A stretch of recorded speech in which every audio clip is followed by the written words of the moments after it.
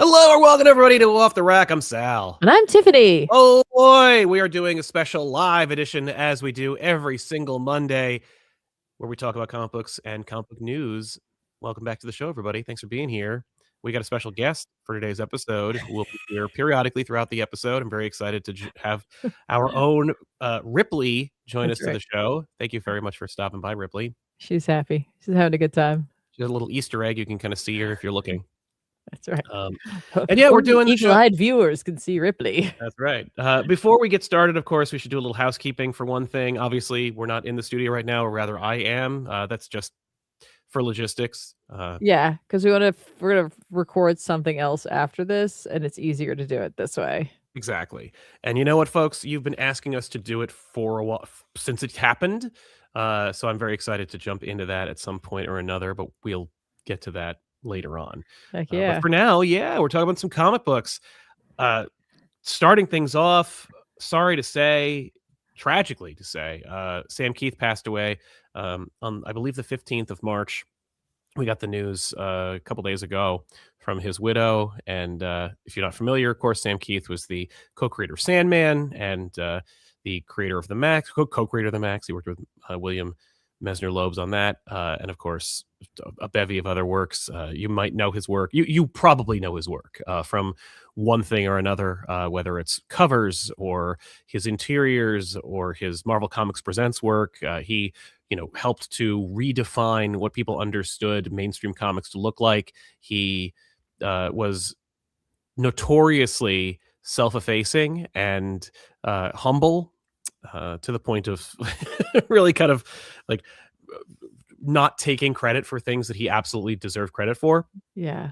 He was a visionary and an artist and a creative and just really, really influential to so many artists. It was so wonderful to see just an outpouring of support and kind of homage from any, name an artist and they were a fan and they showed some measure of fealty to Sam Kieth. From Scotty Young to Mark Brooks, everybody was just like, man, this dude was a visionary and he influenced like my style. Certainly I loved to draw like Sam Kieth. I drew a ton of stuff like when I was a kid, and Sam Kieth made me go, oh, and try different things. I didn't stick with it, obviously, but man, like it was just so, it looked like such fun to do it, and he made it look effortless. But yeah, it's just, he has left us, but has also left behind just an unbelievable bibliography of work that people will be talking about forever. Like there's no other way to put it. It's just like while he may not have considered himself one of the greats, he absolutely was. And man, it's just that was a real tragic blow. That was just a real bummer, to put it mildly. Yeah. You had a chance to meet him too. I did. I am thrilled to say that I got to meet him. So few people did, as it turns out, as I was like going through the these little like conversations people are having online about it, where they were like, yeah, I wish I'd known him, wish I'd met him. And just a odd story. I'm happy to share it. But Sam Kieth was at, of all places, New York Comic-Con. I'd always hoped that I would meet him, and I never really expected to, especially the more I got to know about the man. And so we were at New York Comic-Con one year. I don't remember which particular year, but it was more recent than past. And we were in line, you and I were in line for, I believe, Scott Snyder and Jock. So you had your like oversized witches. Yeah. And so we're in line and we're waiting for a while. And this is one of those situations where it's funny, like we know Scott and a couple other members of the industry, and we've waited in line for them before, and they always make sure to tell us, like, after we've already waited in line, why'd you wait in line? Just jump in and say hi. And I'm like, no. If I want something signed, we wait in line. That's just, it's not, I'm not like running to another thing if I'm, but it's one of those things where I'm so glad that we did sit in the line and wait, because while we were in line, there was I believe a gentleman who had like a big old like book full of sketches and signatures from all these different luminaries in comics. And one of them was Sam Kieth. And I was like, oh my God, where was Sam Keith? Like, where did you meet him? Maybe I could find what show he goes to, especially because they mentioned that they were from the East Coast. And he's like, no, I got that like 10 minutes ago. He's upstairs right now. I'm like, I have to leave right now. This line isn't going anywhere. Plus, I know Scott. I could probably get him to sign something. I got to get out of here. So I ran and I found out where he was. No programming, no notice, nothing to tell you where he was. Just this guy who was like, he's on the main floor, sandwiched between two other huge booths, and just coincidentally happened to be across from Zap Comics booth, which is our comic shop in Wayne, New Jersey. And so I immediately went to Zap. I grabbed a copy of Max #1, which, you know, they had, sorry to say, plenty of. And so I brought this copy over, and there he was. No line. I think there was one other person in line at that point. Like, I was just behind somebody else who was just talking to him. And so I brought my Max, and I got a chance to say, like, I love your work. I think my first issue of yours that you ever did was Marvel Comics Presents 117. You blew my mind as a kid. I love to draw like you. I'm such a huge fan of yours. And he was so gracious and magnanimous and friendly. And so, you know, like, no, I'm not. No, that's just very, very kind and very open, and was willing to listen to me just like Ralph at him for a good like 5 minutes. I was just like, you're so amazing, and I love the cartoon, and I love to, you know, your style changes. Like, what was this all about? What was that all about? What did you? Da da da. And he was just very friendly and very open. And then he was just like, all right, well, you know, nice to meet you. Have a good day. See you later. I'm like, do you do more? He's like, I don't do these. Yeah, no, I'm not going to be back. I won't be doing this again. You know, this is kind of fun. It's all right. You know, I remember we were at, I want to say Garden State Comic Fest, and he wasn't there, but he a group that represented him like was selling his art. Like, they were just for him. Like, it wasn't like they got it. It wasn't nefarious. It was like for him, they were selling his art. And I was like, oh, the prices on that stuff. I was like, this is completely valid and perfectly acceptable and understandable, and I will not be participating. But I'm so glad that I got a chance to meet him and just tell him how much I am his too. work meant to me. I'm really glad you did. But yeah, it's a real bummer, man. And you know, yeah, it's just a real bummer. I don't want to get into like the specifics about like how he passed and what happened and what the nature of his illness was, but it was just, you can find it if you just look it up. But you know, I not the, you know, he was 63, not the kind of fate I would wish on anybody, much less someone who was so kind and open and you know, and humble, and you know, just, it's a real shame. But you know, his, like so many like him, like the work will be there, the work will live on, much to his own chagrin, I think, because like the Max has been notoriously out of print for a while, ever since IDW did like a whole reprint / recoloring of the series, which, like, again, woefully out of print. Hey, IDW, let's do it. Get some more. There's a great like artist edition of the Max art, like oversized. I never picked it up. Now it's, you know, the people, you know, the grifters online want hundreds, thousands of dollars for it, for a thing that I could have bought for like $100. Oh well, but that's fine. I just feel like, man, get it out there, especially now. Like, you know, especially, you know, dude co-created Sandman. People don't like to say Sandman in the sentence right now. Great opportunity to talk about Sandman. You know, be like, hey, you know what? This wonderful person helped make this thing possible. But yeah, it's just. But I can't speak highly enough about this book that like that like was so formative to me as a kid. And like, it's interesting because I have a really complicated relationship with it as I grew up. As I was like, like you know, the messages, the like psychobabble that he chose to gravitate towards, a lot of interesting like ideas about who he was as a person and what he informed. And it actually really informs the Batman Max crossover that we did on the couch, where we talked about like, you know, Max being sick and all this stuff going on. We're like, oh my God. Like, only after we finished the episode did we think like, is this a metaphor for Sam? Right. Jesus. And probably would explain why the book was so late. It's like, yeah, it's not because he's out of ideas. Just so great. I didn't want to waste too much time. Not waste time, but it's I didn't not want wasting time. This isn't wasting time. No, but you know, it's just, it's important, and it was something important to you, and I'm glad we're talking about it. Thank you.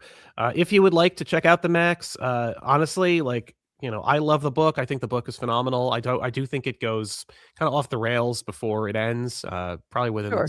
the teens, does the book kind of go in another direction? You can actually Okay. tell. It's funny when he was writing it, like he didn't really know like where it was going to go. He also expected it to be a huge bomb, um, and it was quite the opposite. Like I remember that book, the pre-order sales were astronomical.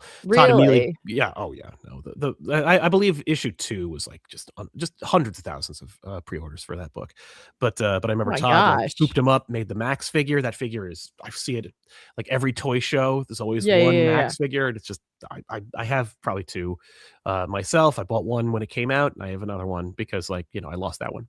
Sure. Actually, I lost the headdress. That's really what about it. But, Okay. yeah, Fair. man, made a card series.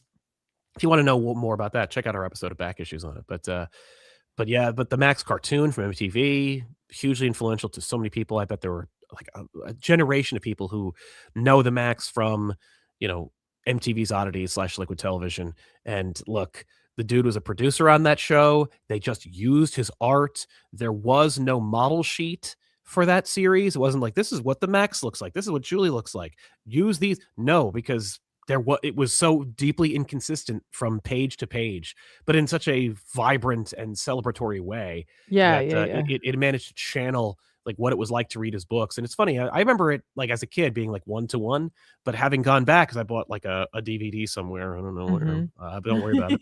But, I just wanted to have it because I was like, I don't know. But also, the Internet Archive has every episode available. You can watch it on the Internet Archive. So if you wanna watch the Okay. Max, watch the whole thing Yeah, on the yeah, Internet check it Archive. out there. It's because it's preserved. It's practically lost media. Um, but yeah, like, I thought it was 1-to-1, but it's not always, and it's very interesting to see, like, where they changed it and what they changed, and I wonder, like, what was Sam's and what was, What was MTV's. a producer or someone or a Yeah, writer? but I also didn't know this. Sam, was also, I think, like, his cousin was the creator of Cow and Chicken. Oh, really? Yeah. That's In fact, crazy. yeah, like, there's a great issue, I wanna say it was 4, where, Max falls asleep on the couch watching cartoons, and the whole book turns into a cartoon, and that creator drew it, which is why I was like, "Oh my god, like, it looks exactly like a Oh. cartoon," and the MTV show adapted it expertly. I've never Okay. seen anything like it before and or since, Yeah, yeah, but, yeah. and it also, like, betrays, like, story arc. It tells you the Max's real name in that cartoon. It's really awesome. But yeah, just interesting. What an interesting life that guy's led, and what a tremendous body of work he's left behind. So thank you, Sam, for your influence. Thank you for your comics, and we'll miss you. Aw. So yeah, besides that, I guess a couple of trailers came out. We'll talk about those in their own videos. Lanterns dropped. We got Yeah. to see a little bit of Lanterns. Spider-Man: Brand New Day, a little indie movie that I'm sure we'll hope it works out for them. God willing. Who But knows? couldn't say. But yeah, man, that was a crazy trailer. We'll talk more about it specifically. You haven't watched any of them, so I'm I excited to haven't see seen them. them. I have Um, not. I'm also not looking in chat right now just in no, case. you can't. Let me tell you, Can't. there were so many different spoilers and theories and ideas and stuff like that, and I had my own, and I'm very excited to share them as we go. But Okay. yeah, let's see. And before we get into more, I guess we'll mention that we went to Orlando, had a great time. I want to thank a couple of members of the population who said hello.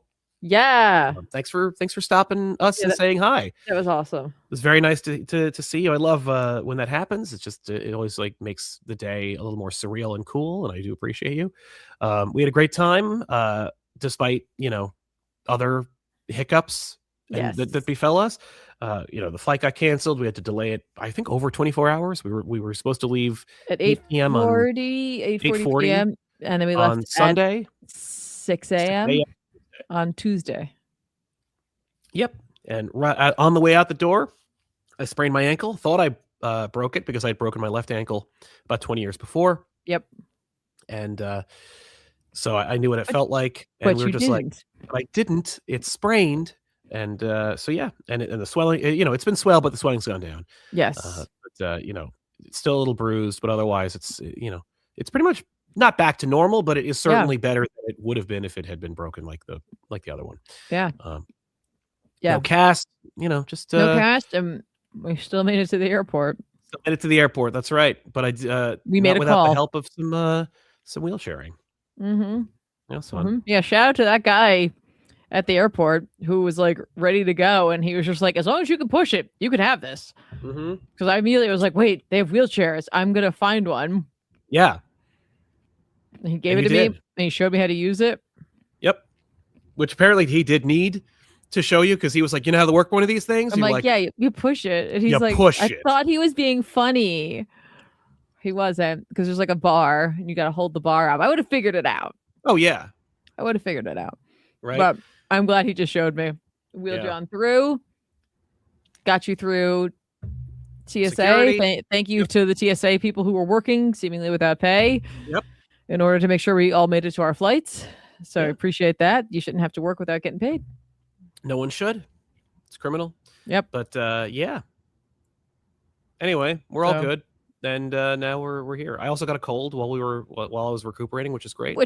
It was not good, but I did realize I was happy that you did, because you were not one to just lay around. No, I don't like to do that. So because you were sick, you did feel like laying around?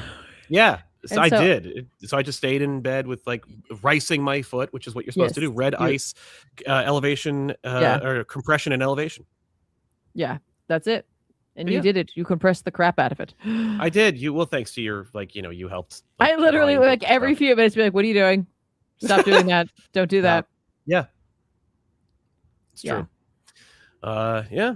But, and got an x-ray and all that stuff. Did it all. But yeah, good stuff. I feel like we've been away for so long. We really missed 2 weeks of doing this. We did. Well, we didn't. Well, we were gone. No, we did. We did one. We did the show Monday, and then we left on Tuesday. But we were on vacation from Tuesday onward. We missed one. We missed the next one. Yeah, we just missed one. I keep thinking we missed 2, but we only missed 1. It's true. Yeah. Right? Yeah. Yeah. Yeah. So that's not bad. No. That ain't bad. We only missed the 1. We did not plan on that. That was not the plan. The plan was to get back at like midnight on the Monday, and have time to rest and then get up and do the show. Yeah. And the weather said no. The weather said it's not happening. Yeah. Yeah. But, so still good. We're here. We're very excited. We're here, and I'm very back. excited. Yeah. The only reason we're in 2 different spaces is Sal was making my life a little bit easier. I don't know, guys. Do you know that REM sleep is super important, everyone? Yeah. And if you don't, it's a torture device if you don't, to deprive people of it. Yeah, apparently. I have I'm much like many people. If you have any sort of watch that has, any sort of intelligence to it, it will be able to track your crap, right? So today I was really run down, and I was like, what's happening? Well, I'll tell you what's happening. I apparently got 6 minutes of REM sleep last night. But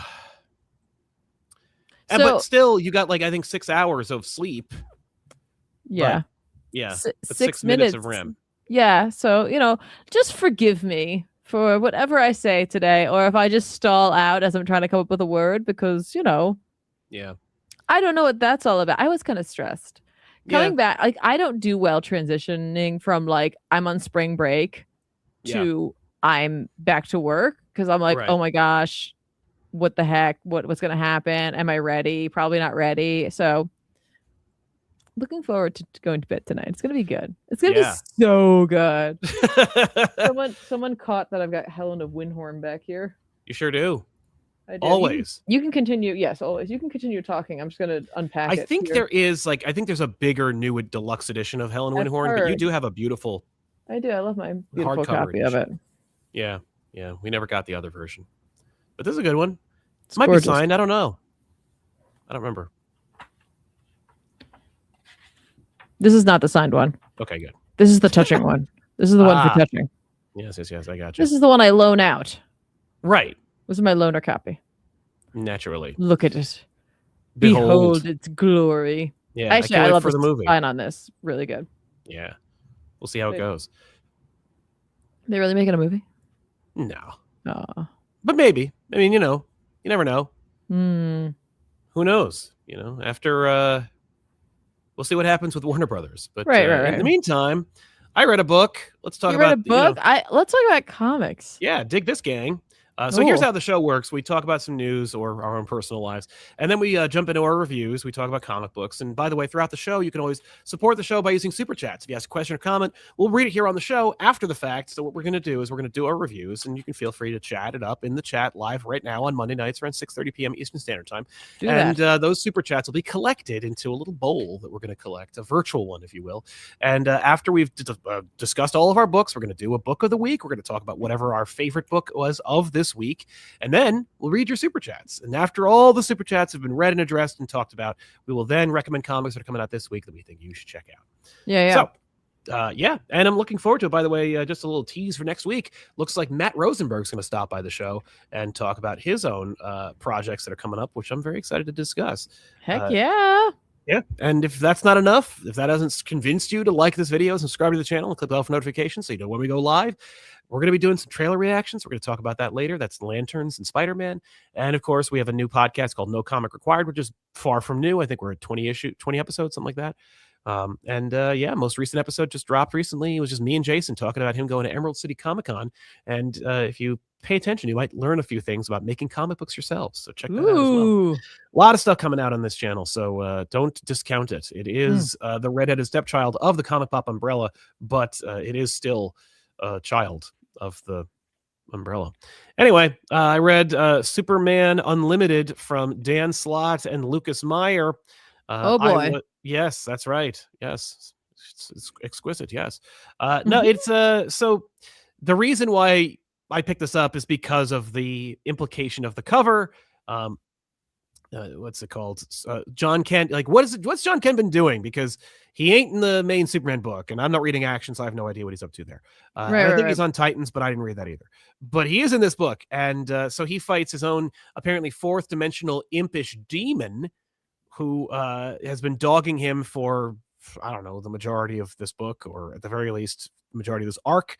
And I don't know. The idea is that, like, it becomes a self-fulfilling prophecy. Basically, John is goaded by the imp demon into becoming a future version of himself who will defeat him at the end of time. This demon also can muck with time. And in the end, he realizes there's something I can do that will stop him from being the thing that's going to like kill/defeat me at the end of time. So he slices a hole through the fabric of time, grabs John Kent from when he was being tortured and left on that asteroid or whatever with Ultraman, and just pulls him back into the present and goes, here you go.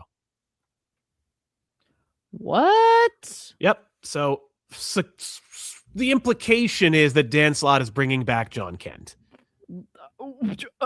Like the young 11-year-old version of himself. Man, Dan Slott really just said, I'm going to make fans. I'm going to make fans of me. Yeah, what's funny is, of course, like he's leaving. Like, he's doing a spectacular Spider-Man book, which is going to start out as a miniseries. It's going to spin out into a ongoing series. He was actually on one of our compatriots channel's Comic Book Club, where he revealed that, like, Marvel, and you'll love this, Marvel apparently only promises 5 issues per series. Like, you only really guaranteed 5. You get 5 issues to find out if you're going to get more. They don't invest in more than 5 issues per series. Now, I don't know if it's 5 issues at a time. It certainly is the first 5. So if by issue 5 your book has dropped to a certain percentile, your book's canceled automatically. Wow. Which is, I think, kind of stingy for the #1 comic publisher of the West. Like, it feels to me like it's, maybe. But you think Marvel's #1? Marvel, I think, still has market saturation. I think Marvel still, based on just the amount of books they publish and the numbers they consistently pull in, Spider-Man is always in triple digits. Okay. Well, 6 digits, I should say. And, unbeknownst to anyone, but yeah, I think Marvel's still #1. Okay. I mean, DC is certainly, saving the comic book industry practically single-handedly based on the entire success of the Absolute line, though I don't know how true that is. I think Absolute Batman is certainly making waves, and I know their compact line is working great. They're making great strides and they're doing the work, but and Marvel just keeps doing whatever they want, whenever they want to. That's true. I mean, and look, the fact is, like, the 5-issue standard for Marvel and the decision to make crossovers with DC says that Marvel must be in some kind of trouble financially. Like that, because there's no reason for them to have never done a crossover in 21 years. Yeah. Except now. And Dan Slott saying that you're only guaranteed 5 issues says, oh, well then the only decision they could be making is financial. I mean, and again, it's an adage that I've always brought up, and I'll bring it up again, which is, if ever anyone in your life, whether it's personal or influential, whether it's your boss or your loved one or, whatever, if they do something completely insane or irrational or baffling to you, doesn't make any logical sense why they did it, think for a second, could they make money from this terrible decision? And if the answer is yes, that's the answer. Yeah. I don't know. It's baffling. Yeah. But getting back to Superman. Yeah, sorry. Unlimited, Superman. Number 11. But Superman, though. This book, art's nice. Story was fun. The fourth dimensional demon was actually kind of interesting.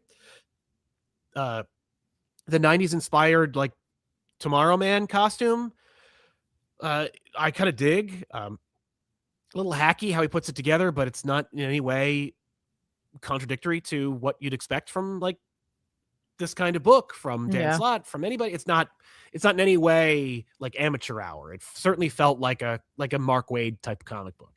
And that's the highest accolade I could possibly give Dan Slott in this instance. But the John Kent thing is interesting / shrewd. I would assume, were I new here, that this is what it is. That, like, at face value, they're going to make John Kent 11 again. That, like, a fourth dimensional demon that no one in the entire publishing line of DC is going to use except for Dan Slott, basically fixed the problem without ever addressing the problem, which we've addressed on numerous occasions, which is just like, John Kent as a teenager has become a queer icon. How do you put the genie back in the bottle? Because you can't do stories about a sexualized 11-year-old. So what do? The answer is nothing. Slott says, nay, you make 2 of them. And then what? Merge them? But I promise you, he's a fourth dimensional copy. He's a time echo. He's a hologram. This is a fake out. There's no way this is what's going to happen. This is engendering, excitement from the audience, which, by the way, I think I haven't heard anything about this. I think they missed the boat. Like, I think that people, just got rid of you. I think that, like, people are kind of done talking about bringing back John Kent, except for one person in our chat. I think this is, like, too little too late. Yeah. Like, I think if it were Peter J. Tomasi, people be excited, but if it's not, it's like, oh, well, then I don't know. You're barely working here. You do one book here, and you're doing an ongoing Spider-Man book after this, right? During a time when a Spider-Man movie's coming out, you're not staying. You're not gonna make sure this is a thing. Yeah, that's probably very true. You also had 2 opportunities to make John Kent a kid again. Yeah, you could have Dark Crisis him, and you could have DC KO'd him. And neither of those times did you do that. Like, look, it's weird and reductive to go like, I am a bisexual 17-year-old with a boyfriend and blah, blah, blah. And then have, like, the time trapper go, oh, no, you don't. He goes, rah! Does he lose his memories? Does he turn into, like, what do you do there? The only thing you can do is have a cosmic being punch reality and have him go, I'm not this anymore. I'm Batman. Yeah. Without, like, pissing off GLAAD or any number of, like, armchair comic book YouTube fans. Right. Which, by the way, don't move the needle in any way whatsoever. I mean, Amazing Spider-Man hasn't been good in 20 years, and yet it's the #1 book from Marvel every single week. Right. But, not here to talk about that. I'm here to talk about this Superman. book. Superman. The book was fun. I actually haven't read any of this book except for, I think, the first issue, and I was like, no, thanks. But it's cute. It's fun. Slott for all of the like baggage. Yeah. He's not a bad writer. Okay. That's all I have to say about that. Oh, okay. He's not a bad writer. Like guy knows story structure. And look, I'm not here to throw stones or anything on my comic book show where I throw stones on a regular basis. Yes. But at least he didn't invent Paul. But he did invent a sexy firefighter who's also named Peter. Like, Dan Slott did give Mary Jane boyfriends. It's just for whatever reason, and I know what it is. It's that, Paul punched Peter. And also, doing Peter, Paul, and Mary Jane, you should go to writer's jail. But it's not, and by the way, it's not prison, it's a penalty box. Yeah. Yeah. And he's a firefighter. Paul's nothing. Yeah. He's an interdimensional tourist who should have been killed by Carnage. Shocker. Really? Superman. Moving on. What about you? What do you want to talk about? You want to talk about that Kieran Gillen book? Super Creepshow. Super Creepshow. Let's go. Which sounds like a thing you would say. Like, after running into a weirdo. Super Creepshow. What factor is this Super Creepshow? It's a 5. It's a creep factor 5, if you will. Nice. Now, what the hell is Super Creepshow anyway? Super Creepshow is the super version of like Creepshow, which was a comic that was invented in the early 80s to tie in with the Stephen King Creepshow show/movie. Yes. I don't know enough about that. But I believe he wrote like the original like first like 5 issues of it. And it's been ongoing. It's just a bunch of short stories. This past October in like 2025, they did a Super Creepshow special #1, which had the like creep by remaking the Dark Knight Returns cover. Yes. With the lightning. And so that did well enough that they were like, let's do that. Let's focus on Super Creepshow. And so what is this book? This book is 2 horror stories. One written by Kieran Gillen, the other written by Ryan North. Kieran Gillen's book is drawn by Rosie Gifford, and Ryan North's is drawn by Derek Charm. And the idea here is, let's take superheroes as we know them, like specific ones, and like do a scary version of them. Oh, okay. Without calling them a clever cover. It's not just a clever cover. The first story written by Kieran Gillen is in fact about a guy who's bitten by a spider. Oh. Okay. So it's you know what? Like I was initially like, I'm like, is this like mean? And I'm like, no, it's just fun. It's just fun and creepy. And it's like, so if this is the kind of thing that what? In a lesser with a more like in your face writer, it could have been mean. Yeah. Yeah, but like honestly, I had such a good time with this. It's just like this one's called Creeping. It's clearly like 60s, 70s, right? Like there's a guy, he gets beaten up or like tripped and like bullied by his peers. There's a girl he likes. She's way into drugs. So like he has them. So like they'll go to this, shack in the woods that was, passed down from burnout to burnout essentially. Okay. And so it's his. And so like he brings her there and like they'll like do like shrooms or what have you. And he's like trying to like make it work. But like while he's there, he gets bit by this like spider and he kills it and like all this green stuff comes out of it. And they're like, whoa, that's crazy. And so like he spends like the next week at home. He's tired. He's feeling like not great. He like looks at his face. He's got all these like nodule pustule things like growing. Oh, bye, Ripley. Whoa. And like his mouth's getting all like puffy and stuff like that. At one point, like he's walking around outside and he's like, one of his bullies is there and like he essentially like seemingly poops his pants, except it's white. Like it's webbing. Okay. So he's finally making the joke / reference that everyone thinks of, where they're like, wouldn't the webbing come out of your butt? Right. Well, it's more like he's becoming a spider. Right. Of course, he's transforming into a giant horrible spider. Yeah. Into a giant horrible spider, and so like things just kind of devolve from there into a lot of like grotesqueries and body horror and cannibalism. But I guess it's not cannibalism if you're becoming a Spider-Man. Right, you're not eating a person. You're eating you're a prey. person eating eating something else, but yeah. Yeah. Let's just say the girl gets involved with this and this takes a turn and you're like, "Oh, yeah, gotcha." Gotcha for sure.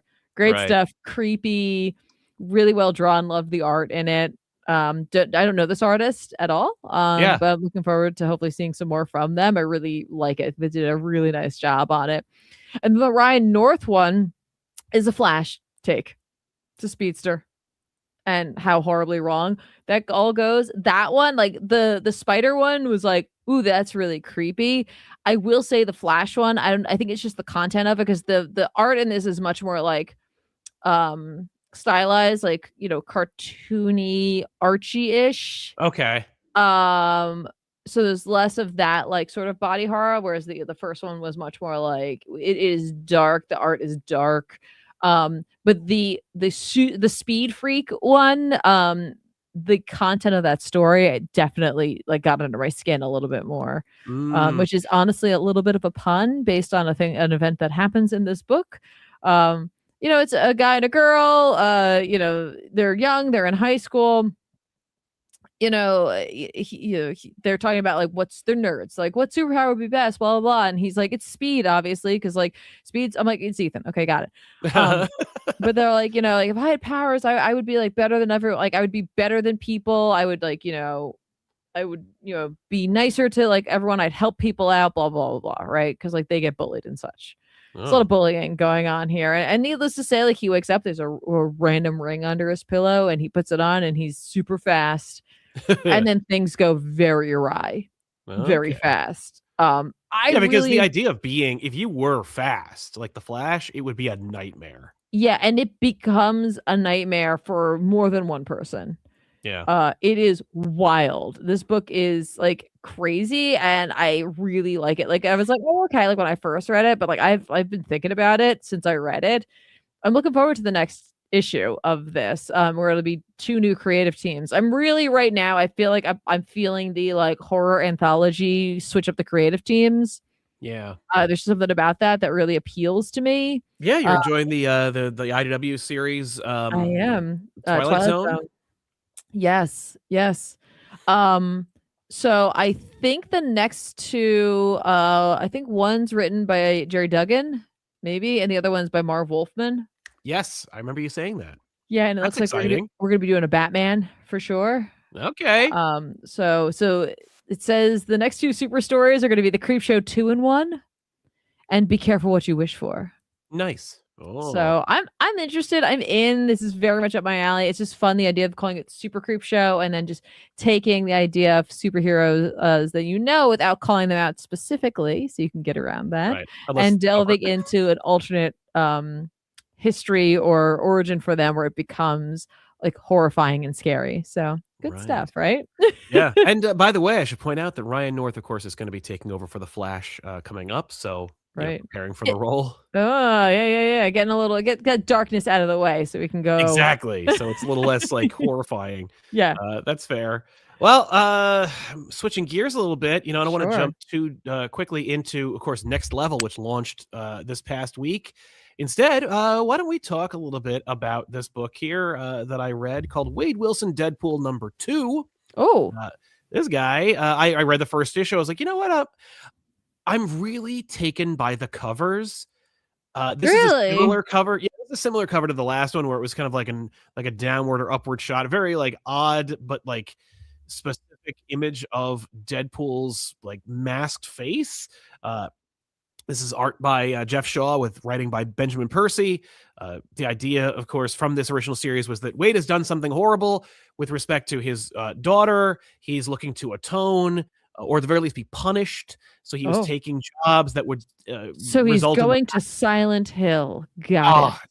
Only, man. I mean, I feel like there's no way that Ben Percy doesn't know about Silent Hill, but I do think that like it would be a way more interesting idea. This is just like, it's very Deadpool, but like I want to get to Sad Clown. I also want to do that thing where like the character did something off screen that was heinous and weird. What did Peter Parker do?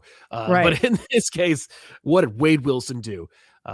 Wilson's life is in the toilet. He's taking jobs that have the maximum amount of punishment in them. But then recently, as the first issue, he gets these little clandestine notes that tell him what's going to happen in a specific place. And he can use these. It's like, to use a very old and esoteric reference, it's like Early Edition, the show where a guy would get tomorrow's newspaper today brought to him by a magical cat. And so all cats are magical. But yeah, so like he would get these early editions that tell him like what's going to happen, so he can be a hero in those instances. But really, he's like Booster Golding, where he's just like, oh, I guess I'm great, but he's still sad. And that's the premise. And in this one, we see that like that is still the case. He's enjoying this popularity, or at the very least, he's enjoying like being at the right place at the right time and actually doing, good for a change or for a recent change. And I see that like we used Hammerhead in the previous story. Like he took a mob job by way of Hammerhead, a Spider-Man villain, and Hammerhead returns in this one. And I'm like, oh, he's going to be like a thing. Like we're gonna keep using Hammerhead in this, okay? So far, Hammerhead's in this one. Oh, Hammerhead's in this. I didn't realize that. Anyway, but yeah, I mean, like Wade is his approach is interesting enough. The art is, of course, fantastic. It's Jeff Shaw. Okay. Oh, nice. Yeah, but I don't know if I'm like in. There are some issues, there's some books with a character that I don't necessarily care about where I'm like, I am in. This is not one of those books. I don't think it's bad by any means. And I do think that if you were a like longtime fan of Deadpool, you'd probably be like, this again. But if you are a longtime fan of Deadpool, you probably are aware of his daughter and you want to know what's going on with her and you want to know what that story is. And I'm sure I couldn't care less. But like, it's as far as comics go, it's engaging, it's well drawn. The character seems consistent enough for me, at least. But am I like hooked enough? Like, because this is very much a premise heavy book. This is the idea, and we're executing the idea, which is very much modern comics. Like modern comic, anyone who's willing to share with you how the comics industry works and how to pitch, got to have that hook. Yeah, you got to have that. What's the idea? As Josh would say, where's the money? That being said, I don't know if I see the money, but I do see your plan and your hook. Okay. Or rather, no, I see the hook. I don't know what your plan is so far, except to like reveal who the person is. Probably it's his daughter from the future, and he thinks she's dead, but she's not, and she's trying to reach out to him, like freaking Interstellar or something. But again, the fun of reading comics is Interstellar. That's fine. That's fine. But secret ingredient is love. But like the reason to read comics isn't to guess what's going to happen and be mad when it doesn't. Yeah. The point of read comics is to be moved and changed and hopefully entertained. In this case, I am none of those things, but I still appreciate that it's a book. It's not a book I would ever reach for in a normal situation, but I am a comic book reviewer and I'm happy to check it out. So yeah, Wade Wilson Deadpool. Do I recommend it? Yeah. Do I think it's like, has it changed anything for me about Deadpool? No. Right. I still don't care about Deadpool. In a similar fashion, I read Wonder Woman number 31. This starts the Wonder War. Begun the Wonder War has. This is Tom King with art by Daniel Sampour. Man, so yeah, the idea is it's in the future. It's set in the future. The Wonder War is that like the Amazonian who started the first war in the actual like main continuity of Wonder Woman was pregnant. This is a story about how like Trinity and that character's daughter kind of like grow up together on Paradise Island at some indeterminate period in the future. And things go awry, and that friend of Lizzie becomes the matriarch, and the matriarch is just I don't know, she's so powerful and she's so influential and she's so evil and she kills so many characters in the DC universe that you don't really see die unless you saw them in like one panel, killing them in the previous issues. And so the future, Trinity Wonder Woman versions of Batman, Superman, and Wonder Woman, that is to say Trinity, John Kent and Damian Wayne, who are all Batman, Superman, Wonder Woman. They hatch a scheme to steal the God Sword from Lex Luthor, who's bequeathing it to the matriarch, and their plan falls apart. And so Lizzie asks Wonder Woman, her mother, for help in taking down the matriarch. I couldn't care less about any of this. It's a future story. You know what I mean? Like, this whole book has gone from it being like about Wonder Woman now and what's happening, and like that first arc was very mainstream continuity comics Tom King, but also breathtaking looking and intriguing at the very least. But this, like, what Lizzie's doing in the future, I don't care about a character that might not even exist. I know she does. She's technically, I think, born in the main universe right now, and she's done some fun stories in her own book. But this is like, I don't know. I don't care about a future story in a mainstream in continuity book. You know what I mean? Like, I don't care. It's just, but to give it some grace, it is like, it doesn't surprise me. It wouldn't, it's kind of similar to like how Peter David did Future Imperfect in a Hulk book. Like, this is a version of Hulk, what he might be doing, and it's an alternate future. And we all loved how, like, Hulk killed the Marvel Universe and made a trophy room out of all their stuff. Right. But for some reason, in a Wonder Woman book, we think it's outrageous that a character that the writer of the main series created in a future that won't happen murders the Justice League. I mean, is that a double standard? Kinda. That being said, I don't really care. Like, I'm still like struggling to enjoy it. Yeah, I like the fair. art. I like the there's a great image of the Trinity, the new Trinity, which I think they have another name for, which I even think Tom came up with on this on this channel, but what? But I don't remember what it was. Oh, okay.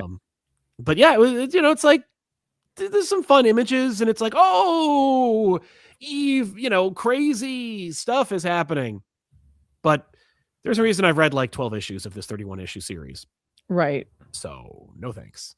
But whatever. It's okay. It's not, I wouldn't recommend it necessarily, except that the art's great. And, if you like evil, like dark futures, if people like Days of Future Past or Future Imperfect or something, you might enjoy this, because it's like, oh no, an evil future that probably won't happen, and watch as this like new character is like a big problem for our main character. Yes. Yeah.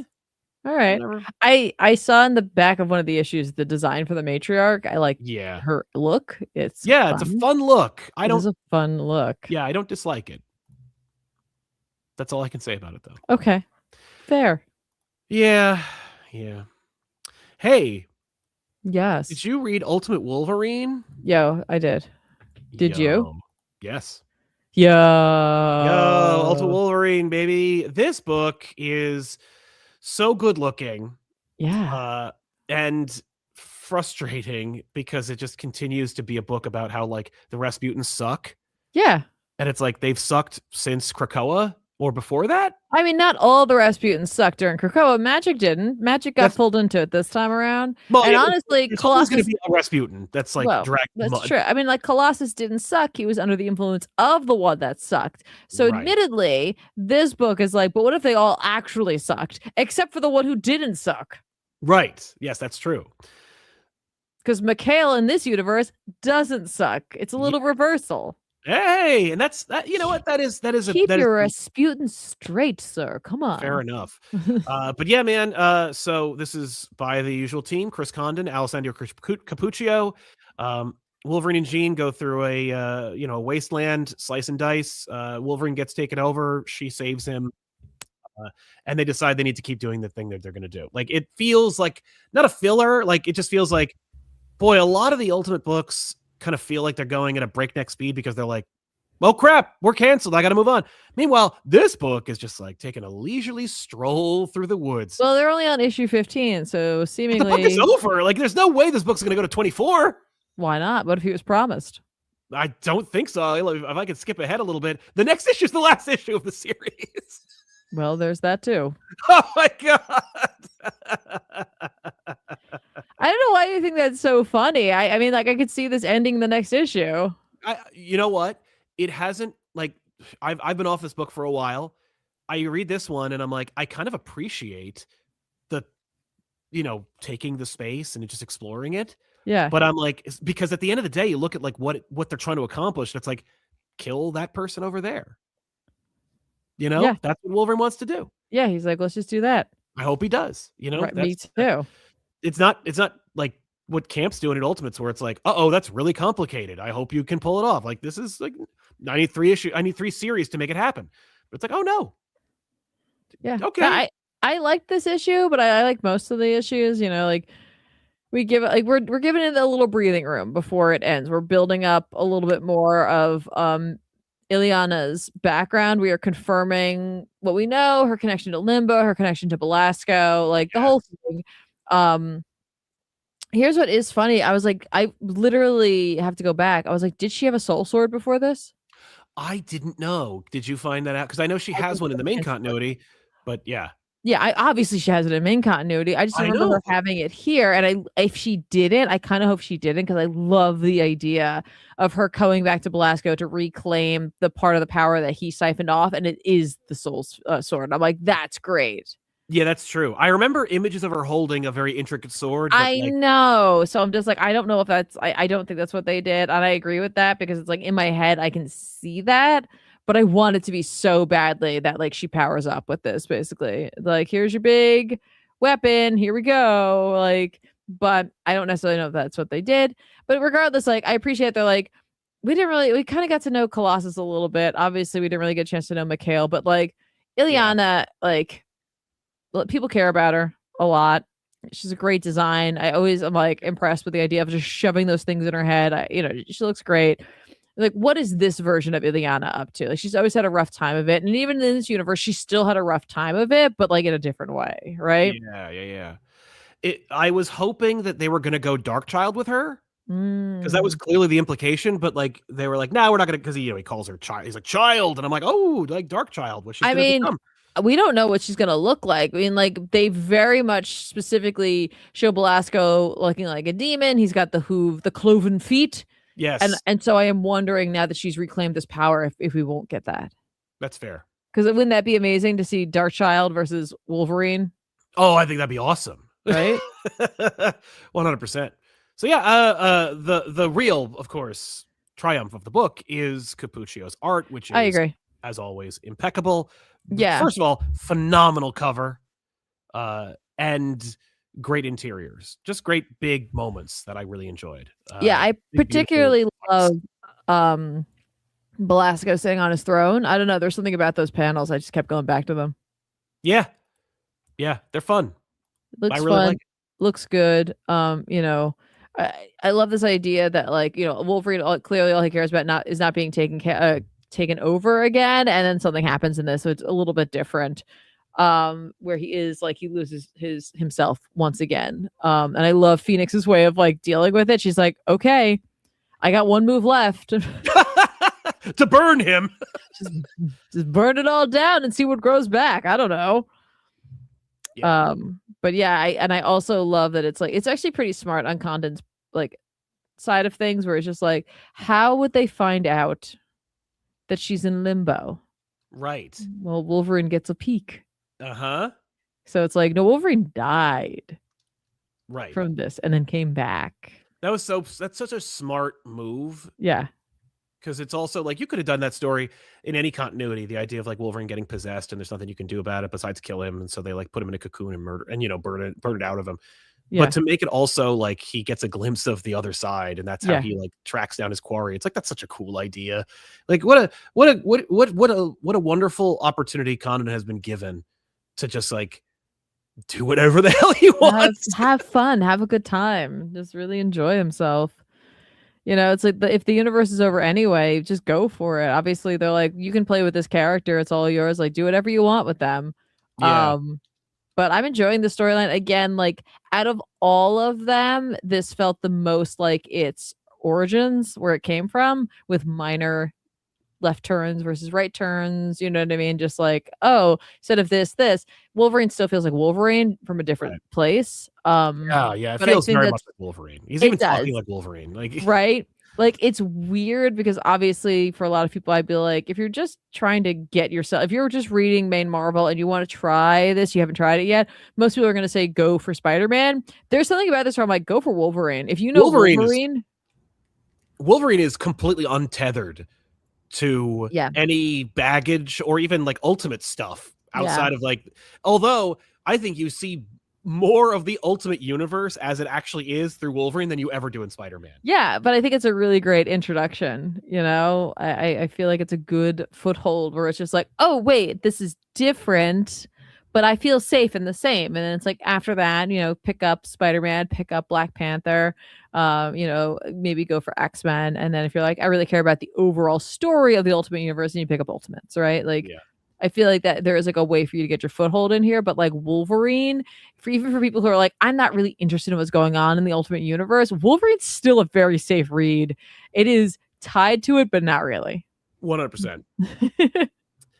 Here's a book that we also both read, bouncing around between young new universes, one of which speeding around. We're speeding through it, baby. We're leaving one doomed universe and then going into instead a universe that Scott Snyder confirmed at the most recent, I want to say MegaCon, has no plans on ending, which I think makes a lot of sense when you want to make money and engender goodwill from your audience. Got to make that money. Yeah, I mean, well, and I understand why you're in the business, but just don't cancel things people are reading. Jeff Lemire and Heining bring us the Absolute Flash number 13, which is the promise of a new arc.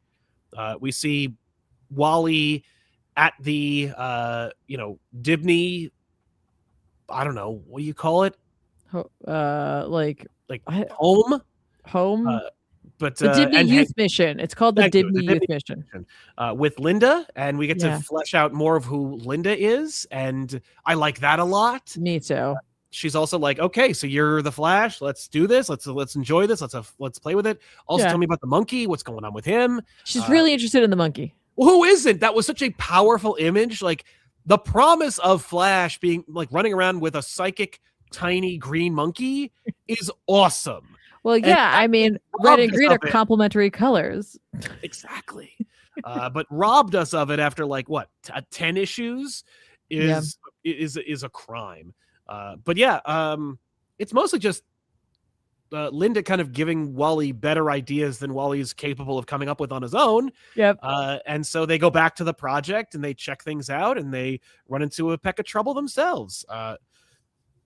What do you think, Tiffy? So, you're like, there's like, I think there's so much heart in this issue. And like, here's what I think is, okay, so one of two things. One, good God, Wally waking up in the middle of the night at the Dibney Mission, going upstairs, and then just replaying voice messages on his phone. Yes. Of his dad. Yeah. And then finding out the history of his mom and his dad.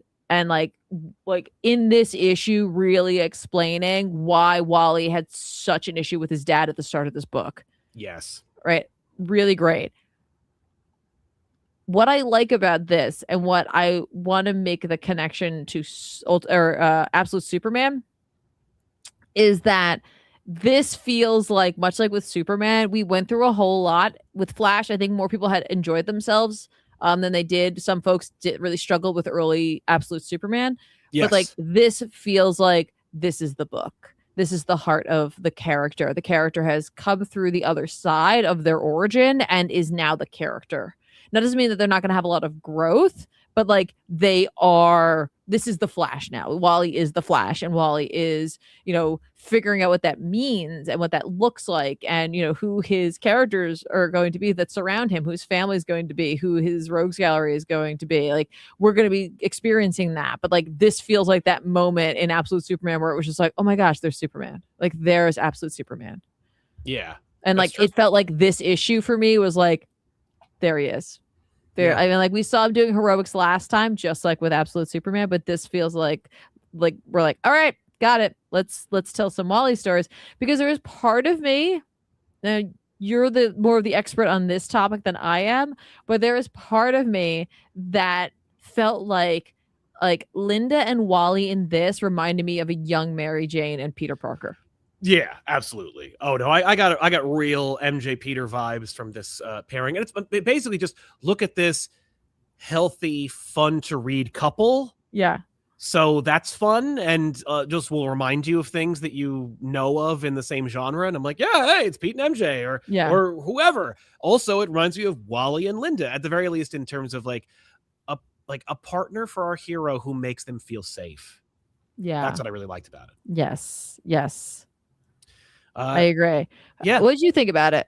I thought that it was well written and a lot of fun, and there are moments that I really enjoyed. It's certainly it's very character forward, a lot of human expression, a lot of faces in this.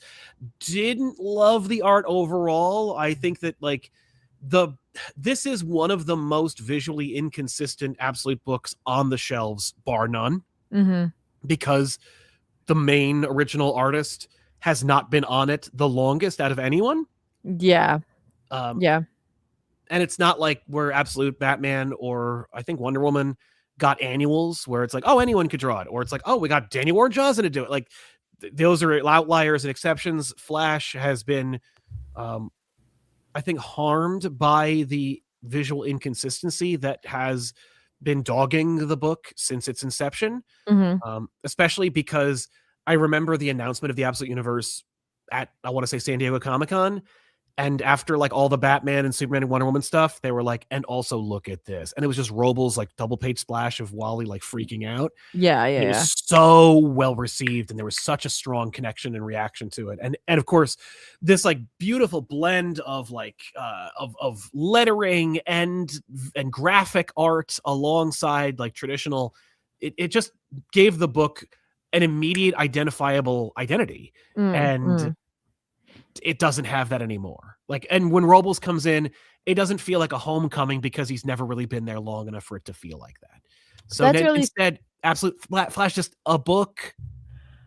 I guess I don't know if I feel that way. I think this is an example where it's just like the art's doing what the art needs to do to get the story on the page, right? That's right. I don't want to like disparage because it's very different. It is very different. But what I do want to say is that this is an instance of like sometimes I don't know. I just don't vibe with an art style, and like I am struggling with this a little bit. But this is one of those times where the story strength, especially in this issue, I don't notice it outshined so much. It. Yeah, right. Because the story is one that I want to know more. Like I so want to know more about where Lemire wants to take Wally. We get the reveal at the end of this issue of a rogue. Yes. Who I know has been present in the Absolute Universe, but we really haven't seen them interacting with Flash. No. I think. Yeah, no, I don't think so. But we do see him interact with his Earth Prime counterpart. There's the only character in the Absolute Universe, except for, I guess, the Martian. But even really, that's not true because he's aware of Darkseid. But like this guy has talked to Earth Prime Mirror Master, so he knows what's up. Yes. So it's like, oh no, what's happening with there? But like I said, like, listen, like they're like, let's talk about like Cappuccio, an artist we were talking about how phenomenal their work was. I've said this time and time again that like early on in Moon Knight with Cappuccio on it, I was like, it's a little rough. It was like really good sometimes and then like not so great other times. But I was like, I can see it. I could see this artist's like innate talent and like their skill. And I think it's just going to get better and better. And look where we're at. An artist given an opportunity can rise to the challenge and improve their skills. And so like I do think that there are some moments in this book that really shine. And so I think that this could be another artist who like will kind of grow with the book given the opportunity to do so. But like I said, the story of Absolute Flash, like, from where we were to where we are now, I'm very invested in this character at this point. So yeah. Let's see where it goes. Even if the Absolute Universe doesn't seem to be because he was left out of the DCKO like montage. But yeah. Whatever. He's a young kid. I get that, He's got his own stuff. They put Absolute Green Lantern or Green Arrow in there and he's dead. Well, apparently not. Before we go into the next level, I thought maybe, speaking of Cappuccio, even though it's not the person who worked on Absolute Flash, we talk about the Moon Knight book that you love so much. I do love so much one of the many iterations of Moon Knight. This is Marc Spector, Moon Knight #2. Yes, the only way we can keep Moon Knight in print, which, by the way, fine. Whatever. You know what you need to do? As long as you put the right numerical designation on the back spine or on the middle spine of the volume when you make it collected, then it doesn't matter. So this is, and we've talked about this before. This is the issue though with Moon Knight, as I have seen people like being like, what do I read? What order do I read it in? Like, because there have been so many title changes, relaunches. But this is Marc Spector, Moon Knight, Part 2, the agency story written by Jed McKay with art by Devmalia Pramanik. Yep. Again, another artist who, we're watching them grow right in front of our eyes. Each issue, I think, is growing stronger and stronger. In this one, they were really playing around with like panel layouts. So I really want to shout them out for that. Definitely just trying some new things. I think some things were quite successful in this, and I'm really looking forward to their continued growth, because like there are some things in here which are just really well done, like spectacularly well done, where I'm just like, yeah, it's true. I saw a couple of those pages out in the wild, just kind of like share. There was a big but splash that was being celebrated online, which I was like, good for them. Oh yeah, that's great. No, I love that, because it's like it's just one of those moments where, like this artist, like Pramanik, even just a few issues ago, it may not have been this, but like every issue is growth. And I think it's really going in the right direction. So I'm very excited for that. And again, like overall coloring, we've been really keeping that like glowy, like sort of moment for Moon Knight, which I very much appreciate. But what had been happening? Marc Spector had been taken by someone, like the Midnight Mission has no idea where he is, and like what was going on. Well, Marc had been like dosed with like this fear toxin or some sort of toxin to like really like keep him like addled, and like put into like a maze where he was a mail worker, and they want to locate one of Marc's former companions. Sorry, I'm just going to censor her here. Sure. Hi, love. And essentially, their hope was to get him to deliver the last package for that person, and hopes of locating where they are. Right? Okay. Right. The last issue, it turns out like Marc is like some part of him is fighting against all of these toxins and drugs, in hopes of like, it's just very difficult to keep him where he is because he's Marc. But it is helped along by the resurgence, or the like, don't forget about me of it all, in terms of Zodiac, a character from much earlier volumes of Moon Knight, Jed McKay's Moon Knight. And essentially Zodiac's like, he's pulling sort of a Joker, where it's just like, I'm here to make you better than what you are. Like, I really want to see what potential you've got, my friend. And that's why I'm here. Cause like, I don't like to see you like this. We got to fix this. Right. Yeah. And so like, he helps Marc remember who he is. And in this, they have a big fight with a bunch of the agency, the agents. Yes. And essentially it's like, all right, like, gotta get you out of here. It's awesome. We see like Marc fighting in essentially his like mailroom slacks and like his mask and cape, so we still get like the fun moments of that, but he's like otherwise bare chested, no shoes. Sure. Which I don't know, there's something fun about that look for Marc, because Marc's just like, I don't care. Yeah. Why do we expect it from Daredevil, but we don't get it from Marc Spector? Let's go. Right. But essentially it's like, while it's going on, we have Mr. Fear and Mr. Smith. Mr. Fear is the person who's been dosing him and warned him like, hey, like Marc's not sticking with this. Isn't going to work. We're going to kill him before we get anything out of him. And Mr. Smith, we don't see his face. We'll see like parts of it, but we don't see who he is, right? So it's like, who is Mr. Smith? What's going on here, right? This issue answers who is Mr. Smith, right? In a spectacular fashion.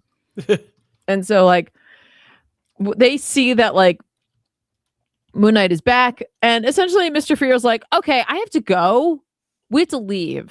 Like, it's all falling apart. No, it's Moon Knight. Bye-bye. And his thought process on this, which I know is like something that Sal is very much a fan of, is that like Mr. Fear is just like, that's Moon Knight. It's not Spider-Man. It's not Captain America. It's not Daredevil. It's Moon Knight. Like, we have to leave. He will kill us. Yeah, that's right. He's scary as hell. Yeah. So when done right. Yeah. Right. So essentially Mr. Smith's like, give me like this box. He opens it up. There's like scary teeth in there. Like fears like, is this like your retainer?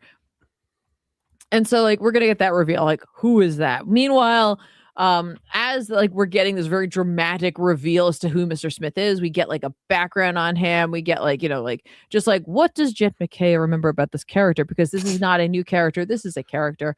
And so while that's happening, Moon Knight is like, Zodiac, why did you help me? He explains the whole like, I want you to be better, blah blah blah blah blah. And like Moon Knight's like, no, you can't help me. Nope. I almost killed you like twice. I gotta try this again.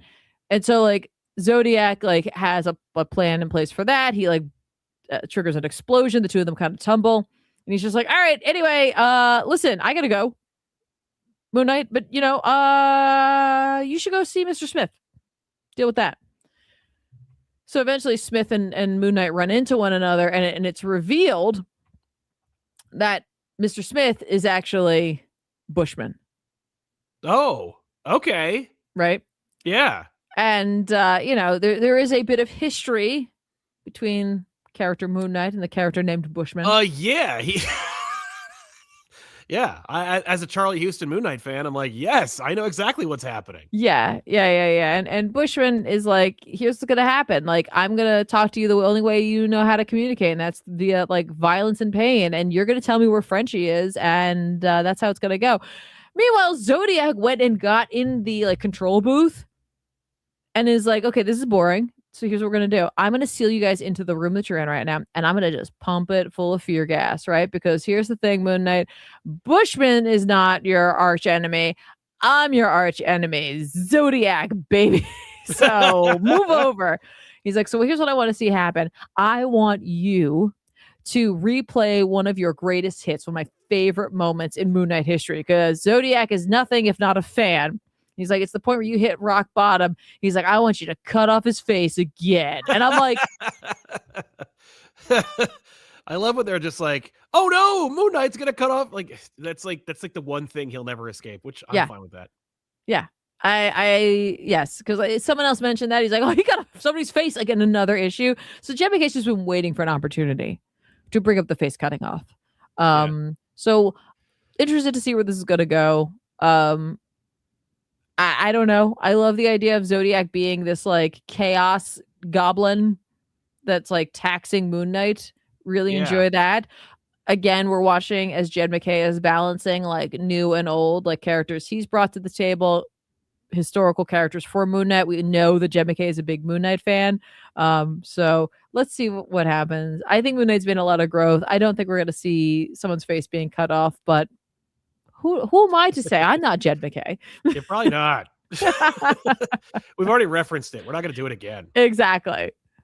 That's cool. All right, great. I'm glad that Moon Knight is still consistently working out for everybody. It is that last issue where it was just Moon Knight, because like, let's be honest, we haven't gotten a lot of solo Moon Knight.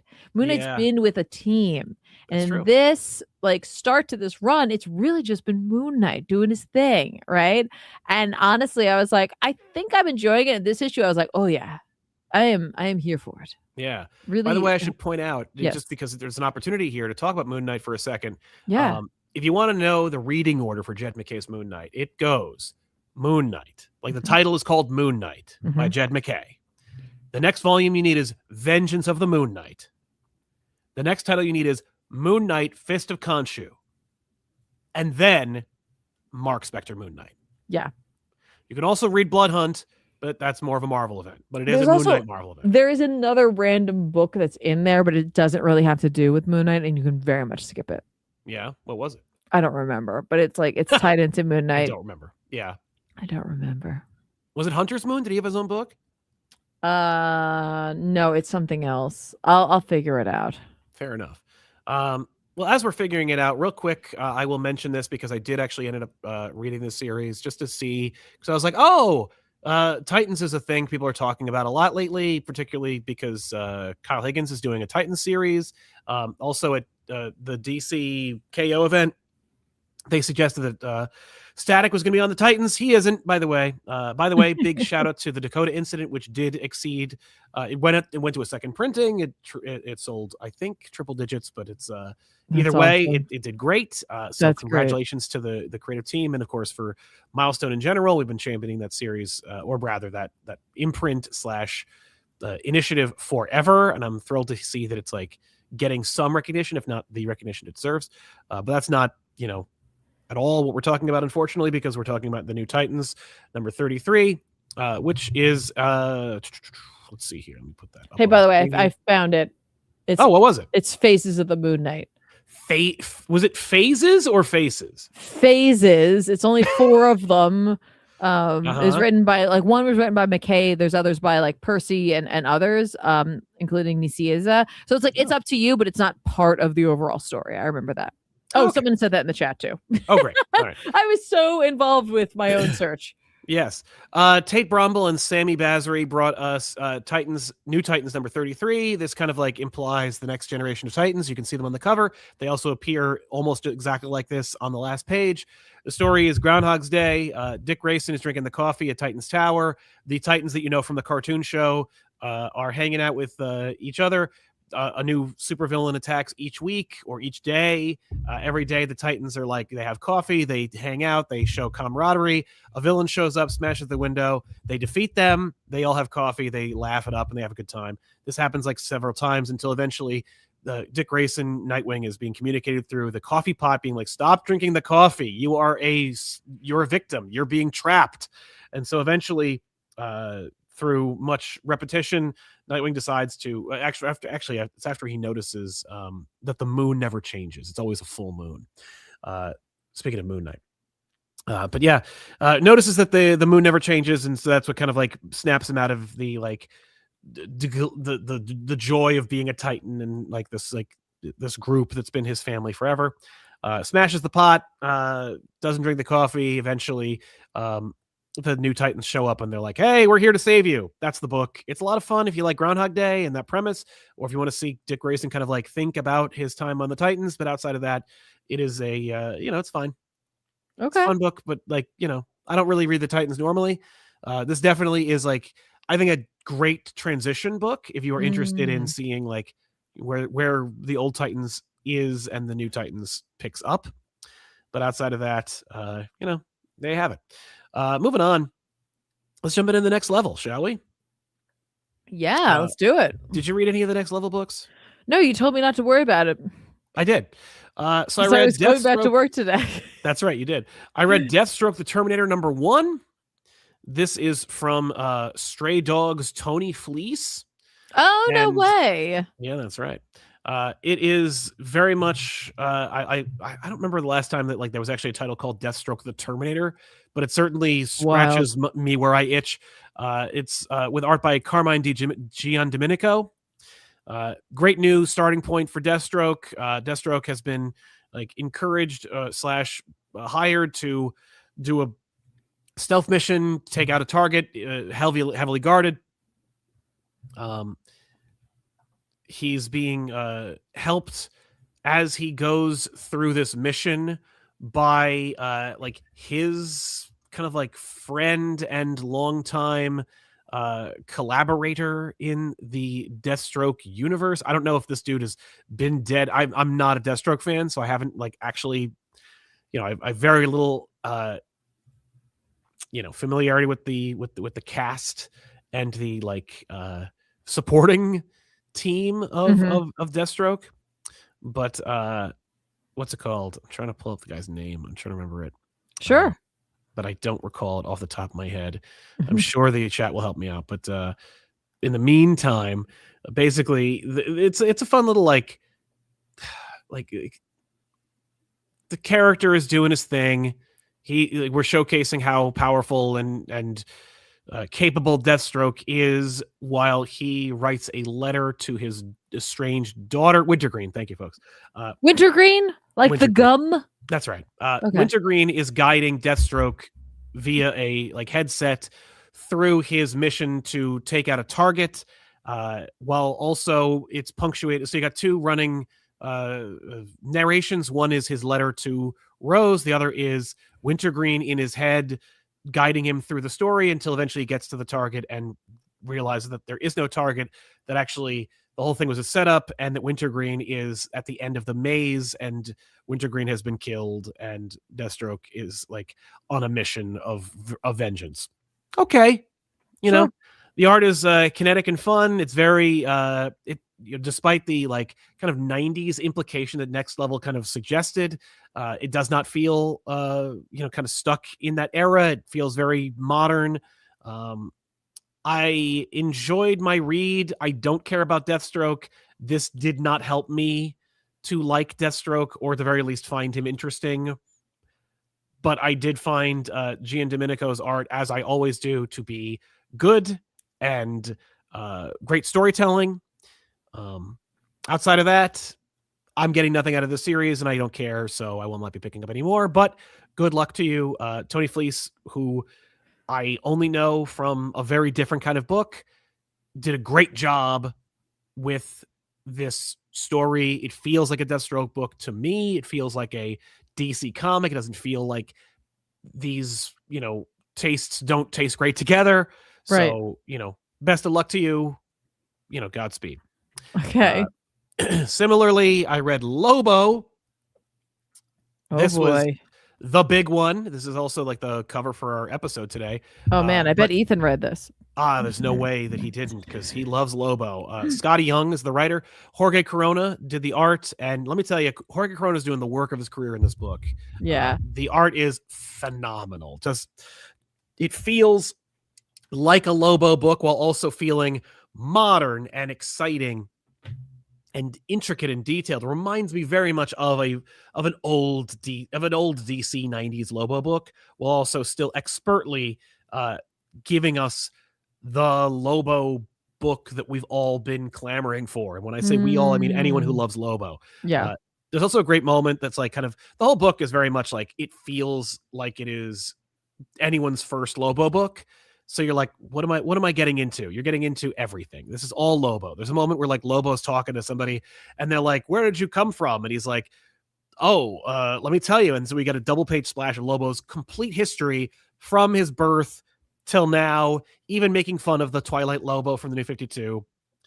All that's there. And then he's like, no, I mean, like, where specifically did you come from to get here? Like, it's meant to be tongue in cheek and a lot of fun and irreverent, and it definitely invokes that. It takes direct pot shots at the Deadpool and Wolverine movie specifically, really, and the idea of the anti-hero, because I think people do categorize Lobo as an anti-hero, and he's like, what does that even mean? That's an oxymoron. It doesn't mean anything. It's stupid. If anyone professes to be an anti-hero, they're a chump. And I'm like, that's an interesting perspective, and I don't think I have a problem with it coming out of Lobo's mouth.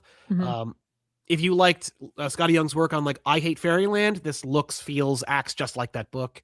It's chaotic, but it has a through line. It's expertly handled. I think that if you love Lobo, this is your book. If you've ever loved Lobo, this is your book. If you've ever been let down by a Lobo book since the 90s, this is your book. This is a book by Lobo fans for Lobo fans.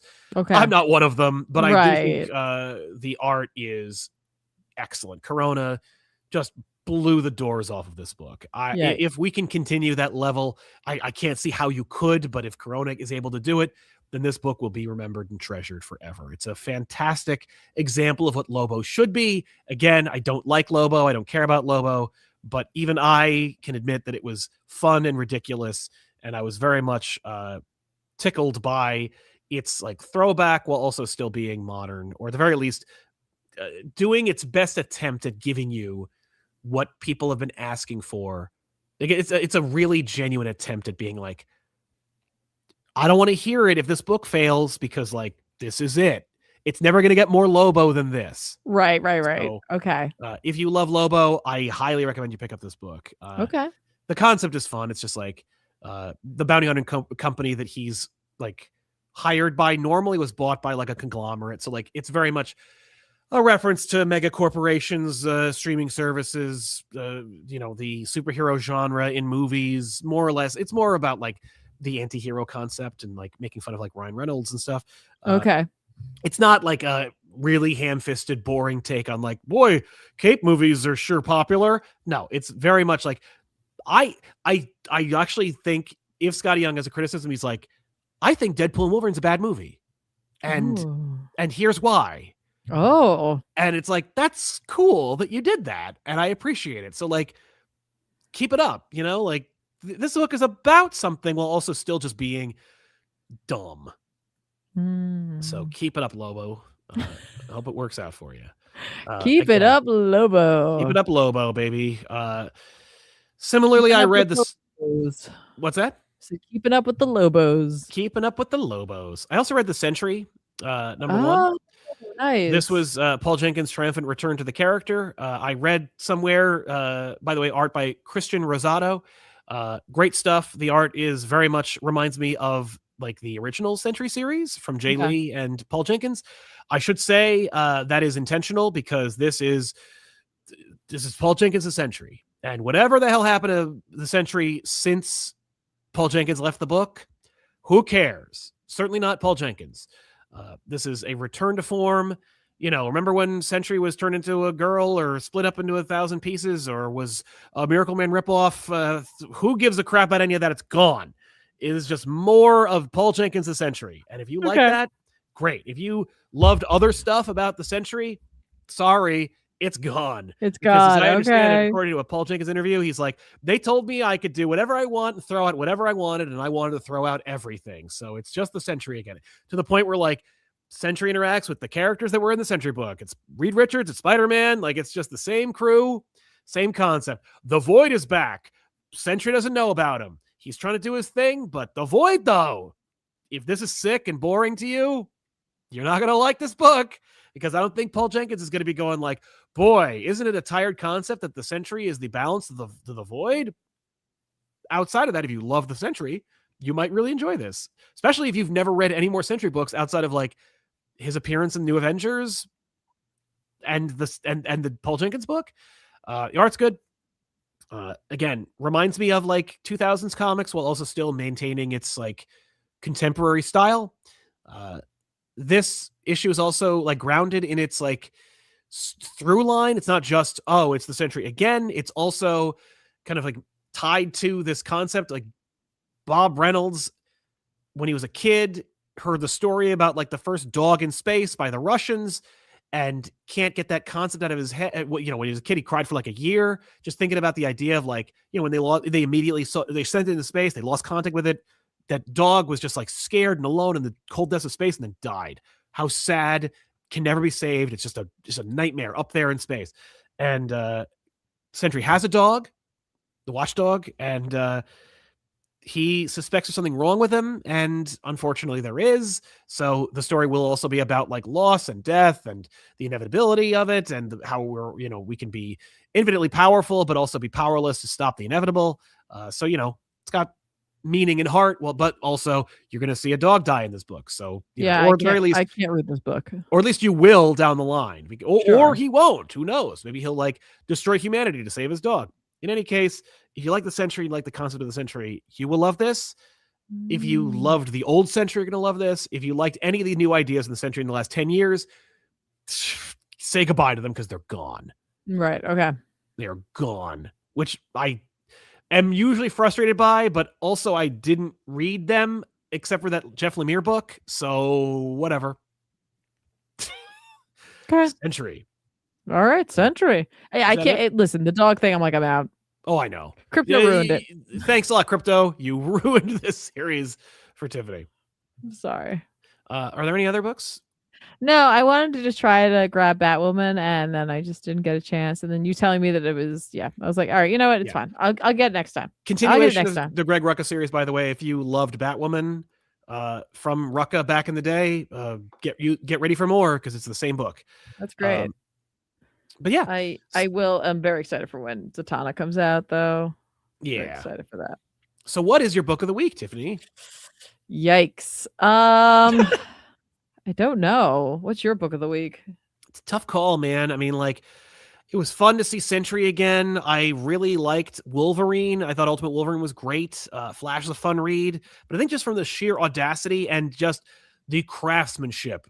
Like, I was enthralled by Corona's art. I'm going to give it to Lobo. Wow. I don't even like this book. I'm not going to read issue 2. This is a first, just Lobo getting a win here, taking the W. Yeah. First, last, and only time I'm going to do that. Don't love that. But yeah, give it to you, Lobo. Give it up.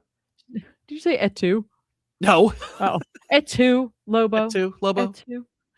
I don't know. Creepshow was really fun. Yeah. I don't know if it was like my book of the week. It is a book I keep thinking about quite a bit. But I don't know if it's my book of the week. I'm just looking at my books that I read. God, Moon Knight was so good. Moon Knight was really good. But Wolverine was also really good. I got to give it to Flash, I think. That's fair. Flash was just like, again, it felt just very like, here he is. It's the Flash. Even though the cover looks really sad, and he is sad in here. It's just, here we go. Like, we're there. So I think I'm going to give it to Flash. Yeah, that's nice. Time. I had a good time. Good for you, Wally. Yeah. Enjoy the win as well. Exactly. So shall we jump into some super chats? Yeah. All right, here we go. You going to do them, or you want me to? Yeah, I guess you have to do them. Yeah. I get to be along for the ride. It's true. Young John Goodman, welcome back, C-Pop. Welcome back yourself, man. Thank you. New issue of Abbat had me. I feel like things kind of got Bendis in a fun way with Martha. What are some of your favorite comic runs with a good balance of hero stuff, melodrama, etc.? First of all, I didn't get a chance to read Absolute Batman. I feel like a heel for not doing it just because we were busy and I was sick and I was tired and I wanted to get more, more stuff for this show. Yeah, you were also kind of. I will catch up. Yes, but I will catch up. So, but nice. Favorite comic runs. I mean, honestly, hero stuff, melodrama, Ultimate Spider-Man, the original series from Bendis was one of those. New Avengers, I love from Bendis as well. I think if you like hero stuff and melodrama, can't go wrong with Invincible. Power Fantasy. Will make Power Fantasy is a fantastic series, better than Invincible. But yeah, it's different. It's very different. Different than Invincible. Yeah. Hulkzilla Zero can't stick around tonight. Wanted to wish you the best and hope everyone here the best. And of course, rest in peace, Sam Keith. Thank you, Hulkzilla, for your support. We'll see you on the next one. Appreciate you, buddy. MNM 52 or 522 says Sam Keith's work on the Max was immaculate and deeply personal. By the way, thanks for introducing me in back issues. Nice, happy to do it, man. But also, I loved his Marvel stuff, particularly his 02 Wolverine Hulk miniseries. I do have that series, and I'm looking forward to revisiting it myself, man. Thank you so much for your kind words about Sam Keith. Aww. And yeah, appreciate you, buddy. Dwayne Simpson, thank you for your incredible generosity. We do appreciate you, sir. Hey, Soundtivity wanted to say thank you for all you do here at ComicPop and ComicPop Returns. Thank you also for referencing ComicPop Returns by name. I just recently had a birthday. Well, happy birthday to you, bud. Happy birthday! I wanted to give back to the channel. This has been a great influence on my life. Tiffany, absolutely Superman. When, please? I agree. Soon? We'll see. Soon. I'm looking forward to it. We have the first volume. It's in the studio. We're ready to go. But we'll wait for Tiffany to be ready. You just keep doing books, so I'm like, okay. Well, yeah. What do you? I don't prioritize it. I don't like to ambush you, but Dwayne, thank you so much for your generosity. Yes, and thank you for that. We'll see you later. Thank you. I hope you had a really good birthday. Yeah, me too, man. Dakota Morgan picked up Absolute GL Trade. Know the exams thoughts, but can't wait to dive in. Thanks for the fun talks while doing my astronomy college courses. Hey. Good luck to you. Hope they all went well. I love that you're studying astronomy and you picked up Absolute Green Lantern. Yep, right. Theming. Solid Jake 7674 with the last show's review of Batman 7 and DC solicitations of future issues. It looks like it's going to go into a Devil's Reign style arc. Thoughts? Works for me. We need a shake up. We got to get Jim back in the commissioner's chair. Works for me. I'm okay with it. Telling you, Jim's just going to become Batman's butler. Oh my God. He would not like that. Ripper Spot, Ultraman could have kidnapped John and put him in stasis while his John, who he torments, gets John's memories and takes John's place. Not a bad pitch. I'm sure they'll appreciate it. I will say, man, I don't know. I mean, like, I could be completely wrong, and it's like, no. John's back. End of story. Mm-hmm. Arduit, hey y'all, sending good vibes to you both. Well, thank you very much. We appreciate them. Hyped for the Superbooks this upcoming week, especially Williamson's run. The Fly With Me line in the preview has me excited for Prime's hero run. Peace to you too, Arduit. Yeah, man, that awesome page. I think it's a cover of John like trapped in the panels and trying to reach out and you're seeing all the things that are happening. Big time, awesome stuff. I'm looking forward to that series, and I know what's coming. And I'm really looking forward to it. So I think give this run a chance. you do not want to be left behind. It's going to be a lot of fun. He also goes on to say, also want to say thank you both for being here and having a great space, even after all your recent headaches or your very real headaches. Y'all are always appreciated. We appreciate you very much. Thank you. We could keep showing up, but if you guys weren't here, it would not be worth it. Thank you, sir. Well, it'd be worth it, but it would be a different experience. We'd be insane. We just do this at home. Tea Time 480. Any chance of seeing Invincible on the couch again? I always loved your analysis and criticisms of the book and the show back when it premiered. You articulated a lot of things I love and hate about the series show better than I ever could. Yes, I want to bring back Invincible. Thank you very much for your kindness. I will bring back Invincible to back issues, but it's not like I've recorded it or that I plan on doing it this week. So don't get too excited, but you may, the hype is real. So prepare yourselves. Atako Gozara. That's weird. I can't show that. There we go.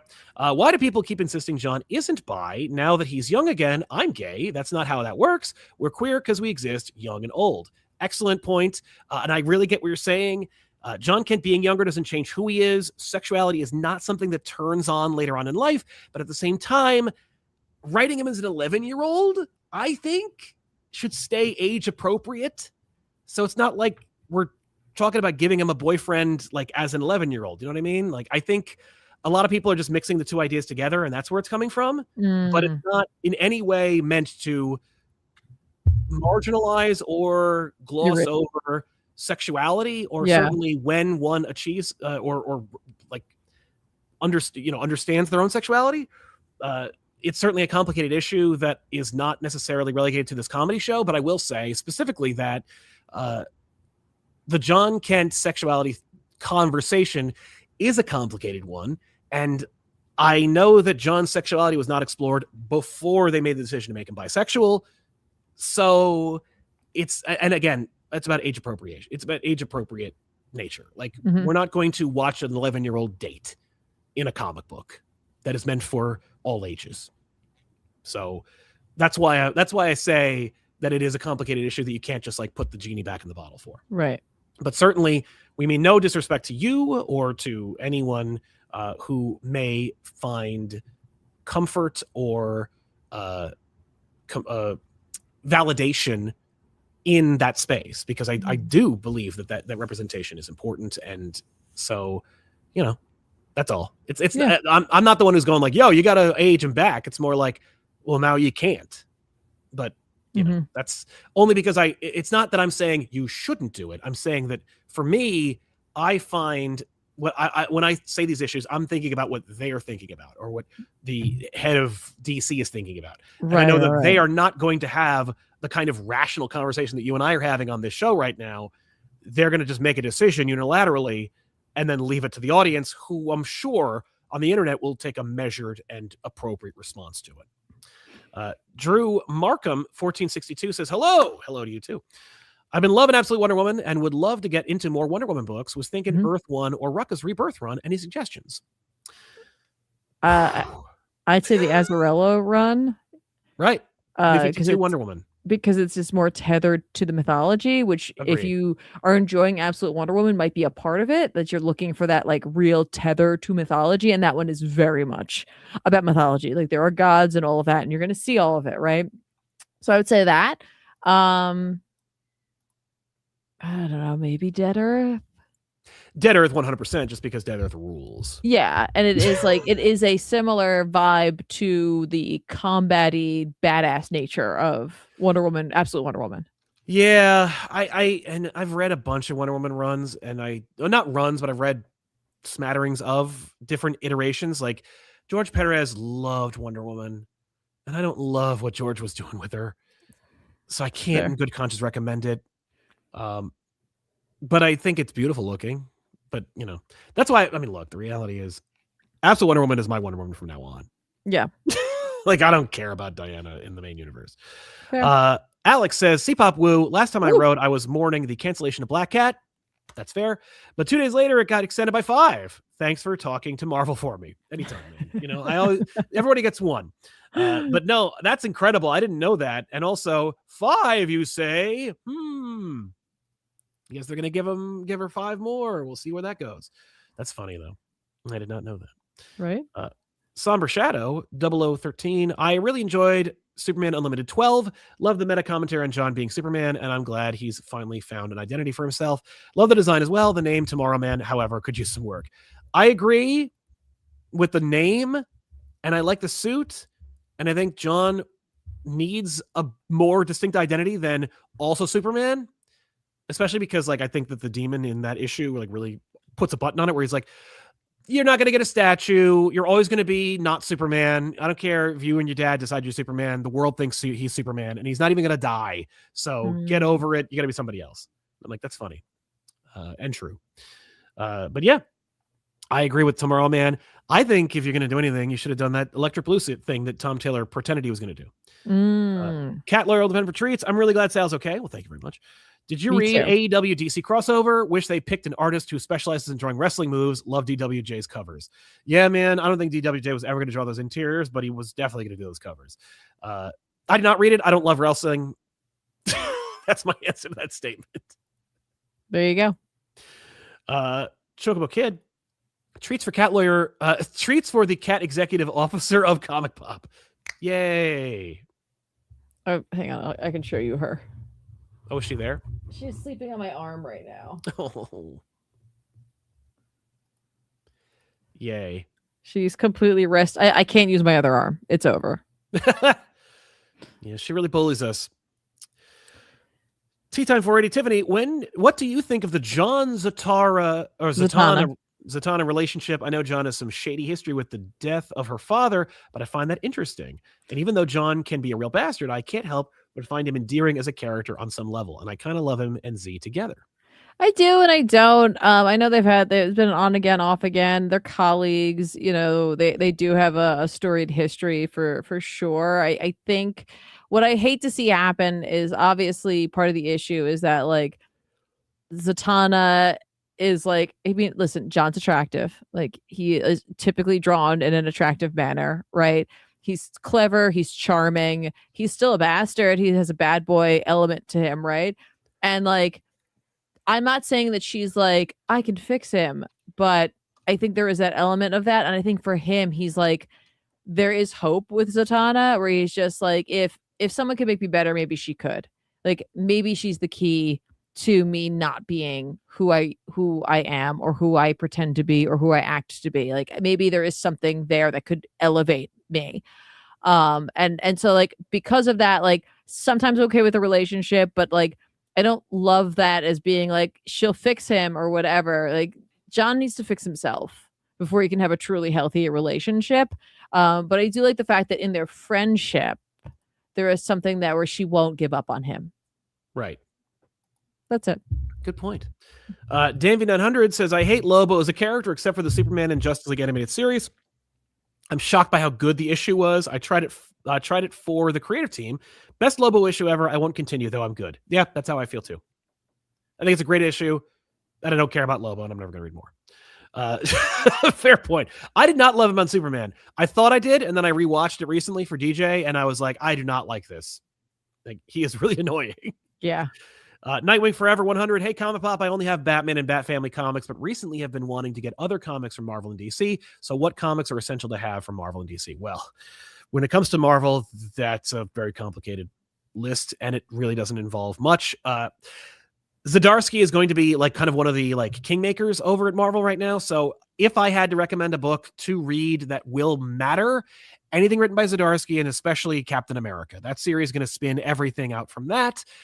Anything with Red Hulk, you'll have to focus on if you want to know more about what's going on in Marvel and want to get prepared for Armageddon. But like, certainly you don't need to read Amazing Spider-Man. It has nothing to do with anything except itself. And that's by design, because anything that happens in a Spider-Man book gets owned by Sony, and so Marvel doesn't have any interest in making Spider-Man an important and integral character. When it comes to X-Men, the Cyclops series is getting pushed a lot, but the more important and exciting book is Storm. But again, that is also relegated to just Storm, so it's more like if you want to read about Storm, go for it. Again, not a lot of great Marvel books out there right now that are about like the world. The closest thing to that is the Ultimate Universe, which unfortunately is no more, or at the very least is on the way out. But if you wanted to read the Ultimate Universe right now, you should read the Ultimates, and any book written by Dennis Camp. That will be what guides the line until it concludes. As far as DC is concerned, I mean, you got to read the absolute line just because they're great. You don't have to read all of them at all, honestly. In fact, if you read like Absolute Batman, Wonder Woman, or Superman, they're all in their own vacuums and could arguably be in their own universes until they start crossing over, which they have kind of. But they don't tell you what's happening in like DCKO or the main DC line. They're just more like stories about these characters, which I think is to their strength and why they're so successful. However, if you want to know what's going on in DC, you should read the event DCKO and any and all tie-ins. You should also read the Superman series because those inform DCKO, and also they're written by Josh Williamson, who is an architect at DC. So that'll all matter and affect the universe going forward and decide the line there. Outside of that, then it's just about what you want to read. And you can't go wrong with Absolute Batman, Superman, and Wonder Woman. True. Noah Kennedy says 9859 says met Kari Andrews, Sarah Kelly, and Joe Kelly this past weekend, all while wearing my Comic Pop hat. Kari even made a comment about it. They were all so nice, Joe Kelly especially. Oh, that's great. How nice. Joe Kelly's a really nice human being. Joe Kelly is great and has his own YouTube channel. He hasn't been on it in a couple of years, but like you could learn a lot by watching Joe Kelly's YouTube channel. Yes. Joe Kelly is also a great human being and a sweet guy and a great writer. Yes. And if you cry in front of him, he's okay with it. Yeah, he seems to be really nice. Tiffany tested that theory out a couple of years ago, and he was very sweet. Sarah Kelly, again, she's been wonderful. She's so endlessly charming. She indulged us in some videos long ago about, at Comic-Cons. And Kari Andrews is a cool dude that I don't think I've ever met. I don't think I've ever met them either.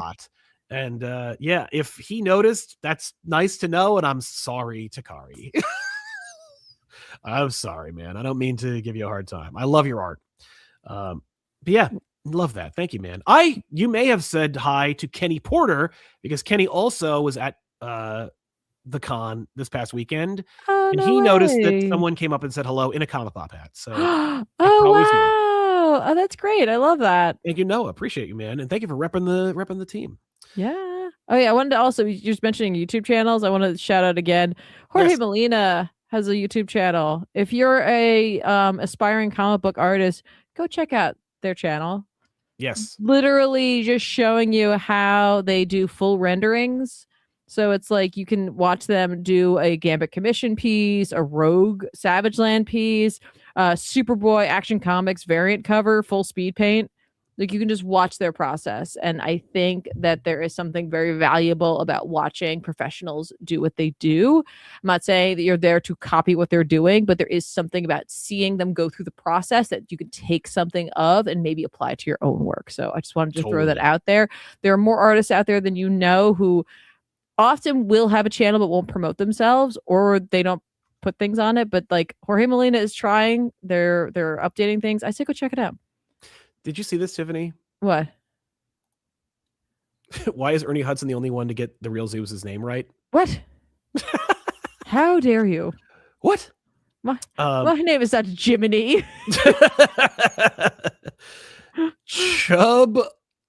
Chubba Dreamer says when buying comics.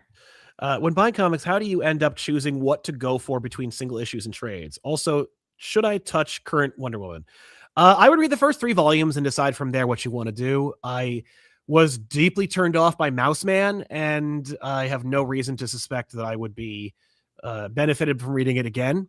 But I would definitely check out the first 3 volumes. If you liked it, you might want to power through. If you don't like it, you're not going to like what follows afterwards.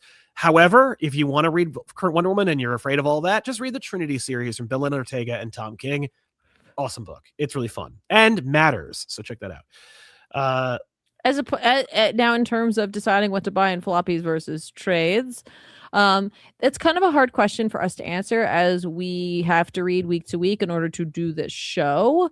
But there are often series that I will fall off of, and it's like something where it's like I'm still interested in this, but I feel like having the story collected is something that I would prefer to read it in that way.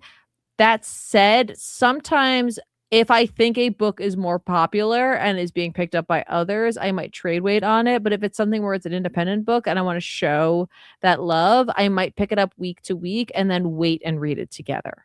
as though it were a trade. Now that said, of course, like trades themselves are typically less expensive. So I also understand, listen, like nowadays in particular, like stretching that dollar means something. And in that instance, I would say too, if you are someone who does want to read week to week, I do want you to support your local comic book stores 1000%. But if there is a book that maybe you're thinking about buying, but you know you can't afford to pick up the physical of it, check out like Comixology. I'm not saying you want to support Amazon necessarily, but go check out Comixology because sometimes, especially independent books, will be discounted a week or so after. That's true. And so if it's something you just want to maybe try the first issue of before you put it on a pull list, it's not a bad way to at least get a slight discount to test out the book legally. That's true. And of course, you should check out your local comic book store because they often have sales to try and incentivize people to come in and be regulars. Just a quick shout out to a shop in Lambertville, New Jersey, Newcomb Comics. I spent almost $300 on trades and they were all half off, just a stack of trades. Would have been $600. A lot of comic shops are starting to do that more, depending on the shop and depending on their inventory. But definitely it's worth checking out, especially if you're looking into trades to see like what kind of discounts there are. So yeah, that would be my help as well.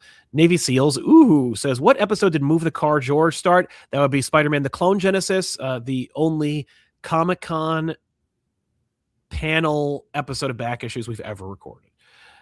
Mike Manhattan 93, did you hear Brian K. Vaughan is co-writing Dune 3? I actually told that to Tiffany like yesterday. I didn't know that Brian K. Vaughan was doing that. You said something funny. You were like, well, that explains where he's been. Yeah, I did. I know that, like, for me, I'm like, I wonder why 3, like, why didn't they call Vaughn for 2 or 1?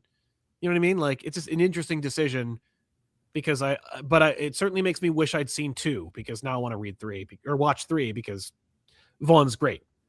I didn't watch it because I thought we would watch it together, and then inevitably I saw some of it over someone's shoulder on a plane when we were going to San Diego because apparently that's how I want to be a voyeur when I'm watching a movie like that. I'm just like, I have a screen in front of me. I could put it on, but I'm like, what are you watching? What are you doing over there? Why does it seem better than what I'm doing? What is that? I watched that movie. I watched a lot over the shoulder of that DiCaprio movie that was up for Best Picture. Oh, yes. I know what you're talking about. That was also, someone was watching that. I'm like, a lot of driving cars in this movie. Okay. It just seems like a lot of people in cars. I was like, I don't want to watch that, but maybe I'll check it out someday. A Secret Boss says, here's $5 for cat food. Thank you very much. Oh, Ripley thanks. will thank you. Ripley Wash and Kaylee appreciate you. Yeah. Caden McGregor says, what? No Spider-Man Death Spiral review this week? I wish I could say you're missing out, but you're not. I knew it. I didn't read it. I don't recommend it. I'm a man of my word. Chat helped us out. It's called One Battle After Another. Thank you. One battle after another. There we go. Yeah. I watched it on mute. Thorn Identity, welcome back to the show, bud. Thank you very much for your generosity. He says, looking to unload most of my comics in the next couple of years. I've got around 30,000. Best men's venue. So here's the thing about that. Hey, I'm the thing. I have a friend who was looking to sell some like key issues of his recently, and it's like comic shops are going to rip you off. Comic cons, people expect a discount. The best way to sell your comics is unfortunately what? It was best means / venues. Oh, means. I'm sorry. I was like best men's shop. Well, let me help you out. No, the best means of doing so is unfortunately individually online, like selling it via eBay. What I would recommend, and you don't need to hear this because you know what's going on, but like what I recommend is you go through. This is a bear of a job, but it's worth doing because here's what the comic shops are going to do. The same thing I'm recommending to you. Go spend a weekend, go through your books, pull keys. Just maybe pull like the 2 keys. weekends. Maybe if you have 30,000 plus books. If you have 30,000 books, yeah. But like pull the keys. Just the keys. Like just things you know are worth anything. Pull those.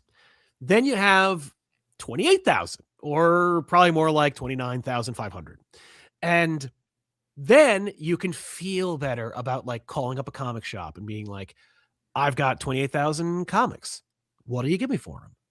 You know, because then they'll spend 2 weekends combing through it, because that's what they're going to do, is they're going to start pulling keys.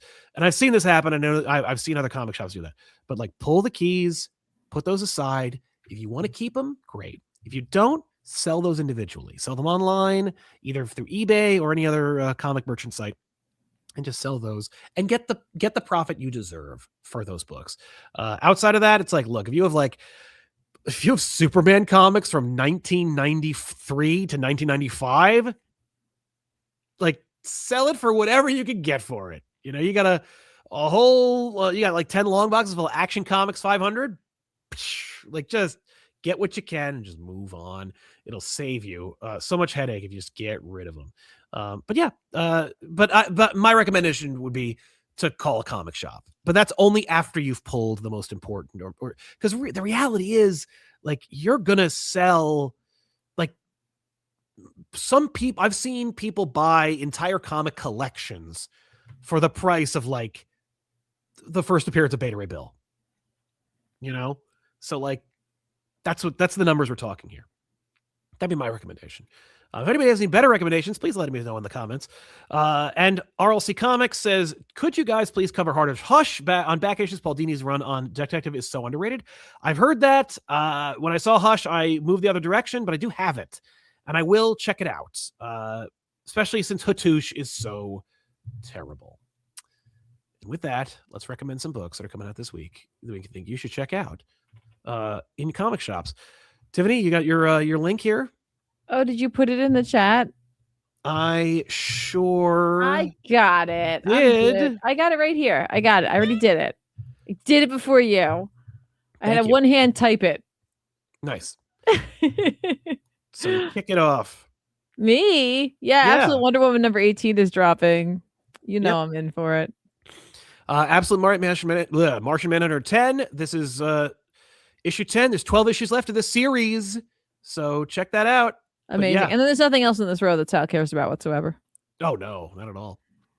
What else? I'm going to check this out. Detective Comics number 1107. Okay. Green Arrow's coming to Detective. Like, Detective's going to be a book that splits the duties between Batman and Green Arrow. Nice. So if you love Green Arrow, pick up Detective. Superman 36, the debut of the Superior Superman from Joshua Williamson and Dan Mora. Pick it up. Also, the number one book of the year, DC Marvel Superman Spider-Man number 1 from DC, and any number of creators, including Sean Murphy, Priest, Gail Simone, Greg Rucker, Jeff Lemire, Mark Waid, Matt Fraction, Tom King, Jorge Jimenez, so many creators, including Jim Lee. I can't wait for this book. It comes out in 2 days. I'm going to go pick them up. Hooray.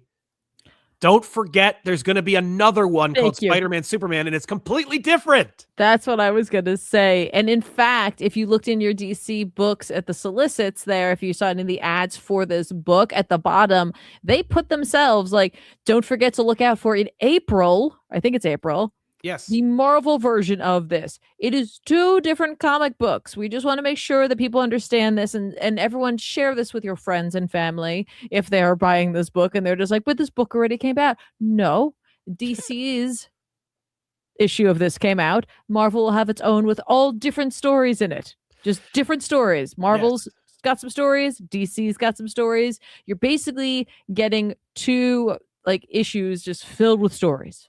It's true. And a trillion variant covers. Yes, yes. So don't forget that. If you're at your comic book store and you hear someone say something about the Marvel one when it comes out, you educate them in a kind way. Yes. Iron Man number 3 is dropping from Joshua Williamson, and I want to get her name right, Carmen Carnero. Check out this series. It's a lot of fun. I need to go back and read Wolverine Weapons of Armageddon, because as one of our fine super chatters asked, this is another book that matters, is part of the Marvel world. It's written by Chip Zdarsky with art by Luca Maresca. I didn't read the first issue because I don't know, I'm tired, but I will read them because I need to, because they're important. I'm tired. I'm going to be reading Dungeons of Doom #3. I actually really liked the first 2 issues of that book. It wasn't what I thought it was going to be. I really was in my head. I was like, Dungeons and Dragons and Doom. But they're like, no. No. That's not what this is. Oh, and I'm like, oh, okay. I still like it, though. Yeah. Skinbreaker 7, I'm reading this series until the end because it is the penultimate issue from David Finch and Robert Kirkman. I like this book. It's weird, but I do dig it. So check out that book as well if you are of a mind. Oh, wow. Marvel Knights the Punisher came out again. I haven't seen that in forever. I'm not reading it. Ninja Turtles Shredder #6 is dropping. This is a good book, and I like it. Check it out if you like Shredder. No. I was like, oh, a Predator book. Oh, nope. Star Trek The Last Starship #6 is dropping. This is the 3rd to penultimate issue. I don't know. It's like almost the end. There's 8 issues of the series. I'm really loving this book. If you like Star Trek, you like Kirk, you're going to have to check this out because it's great. Are you going to be reading the Fantastic Four First Foes Dan Slott book? No. Okay. Just wondering. No, but I will be trying to catch up and read Fantastic Four: Planet of the Apes. Okay. That came out last week, and I missed it. Okay, fair. I do want to shout out. I think I read the first issue or so of this, and then I fell off. Not like because I didn't enjoy it. I think I just missed when it came out. But Return to Sleepy Hollow #5 is arriving. So you might, if you were interested in that, if you're like, I love Sleepy Hollow, that the movie. Yeah. Go check this out. You might really enjoy this. Yeah. And Danville900 from our super chat said, great episode of Back Issues, and you were right, Sal. A store had JLA Avengers 1 and 3. I bought all the issues of Superman Batman Generations 1, which I had great covers compared to the trade. I agree with all of the things you just said. Yes, folks, by the way, JLA Avengers will be getting facsimile reprints of the series. It's a 4-issue miniseries from Kurt Busiek and George Perez. It is arguably George Perez's most crowning achievement of his career, and certainly a book that he wanted to see back in print. And thanks to the Hero Initiative, we got a paltry 5,000 copies of it. But now Marvel and DC are working together again for at least the shortest amount of time. We'll see. But they're reprinting JLA Avengers in facsimile edition form, and not like what Robert Kirkman thinks is a facsimile. I'm sure it'll be like the original facsimile, although I wonder if it'll be prestige bound. I hope so, but we'll see. That I think comes in April or in the summer. I'm not sure which one, but you'll be able to just Google it. Just look it up. But Marvel and DC are trading printing on it. So I believe Marvel's putting out JLA Avengers 1 and 3, and DC's doing 4 and 5. I don't remember. Anyway, that book is out. We did a big old back issues on it. It is one of one of the biggest disappointments of my career, because there was more information from the hardcovers that I would have been able to share that I didn't get a chance to. So it will forever be an incomplete episode for me. But it is a lot of fun, and it did very well. So I'm very happy about that. Okay. I want to mention something that has already come out. An issue dropped in January, and then an issue dropped a couple weeks ago. Oh? And I completely didn't notice it. And I'm mad at myself. And I didn't tell you all, because the last time an issue of this dropped, I think, was in June. Wow. But 2 more issues of The Hunger and the Dusk Book 2 dropped. What? So issue 5 and issue 6 dropped. So if you were reading that series and you loved that series, go check it out. Go pick up those last 2 issues. Go do it. Oh my God. If you're like, where is my sexy hot orc book? Well, 2 issues dropped. And if you're like me, you're like, wait, what? And I saw the 6th one. I was like, hello? And then I went back and got the 5th one as well. That's insane. Yeah, that is insane. Is that not insane? Are you not insane? Are you not incensed? I am insanified over here. Such insanity. I have such insanity to show you. And here it is. This is it. I'm sorry, guys. It's not really that insane whatsoever. No. Also, if you are reading Psy, the Peach Momoko book, that's also dropping this week. Nice. You can check that out. Hang in there, folks. We want to thank you so much for hanging out with us. Of course, we will see you guys next time in another episode. Big thanks to our super chatters for sponsoring today's show, and thanks to our chat for being cool and kind and respectful in the chat. And of course, as always, if you want to check out more, be sure to subscribe to this channel and click the bell for notifications so you know when we go live, which is typically on Monday nights around 6:30 p.m. Eastern Standard Time. That's us here on Off the Rack, but of course, there's more. And if you want to watch Tiffany play video games on youtube.com at ComicPop Plays, you can do so at that channel or at twitch.tv/ComicPop. Both channels are simultaneously streamed. It's a rip-roaring good time. You can see so much of Tiffany playing video games, more cats as well, typically on that stream, because usually it's streamed from her home office as opposed to in here, which is actually in a completely different zip code practically. So, check that out as well. Otherwise, stay tuned for more here on ComicPop Returns. We'll see you guys next time. Right, Tiffany? That's right. Thanks, Ripley, for stopping by, and we'll see you guys next time. Bye-bye, everybody. Bye.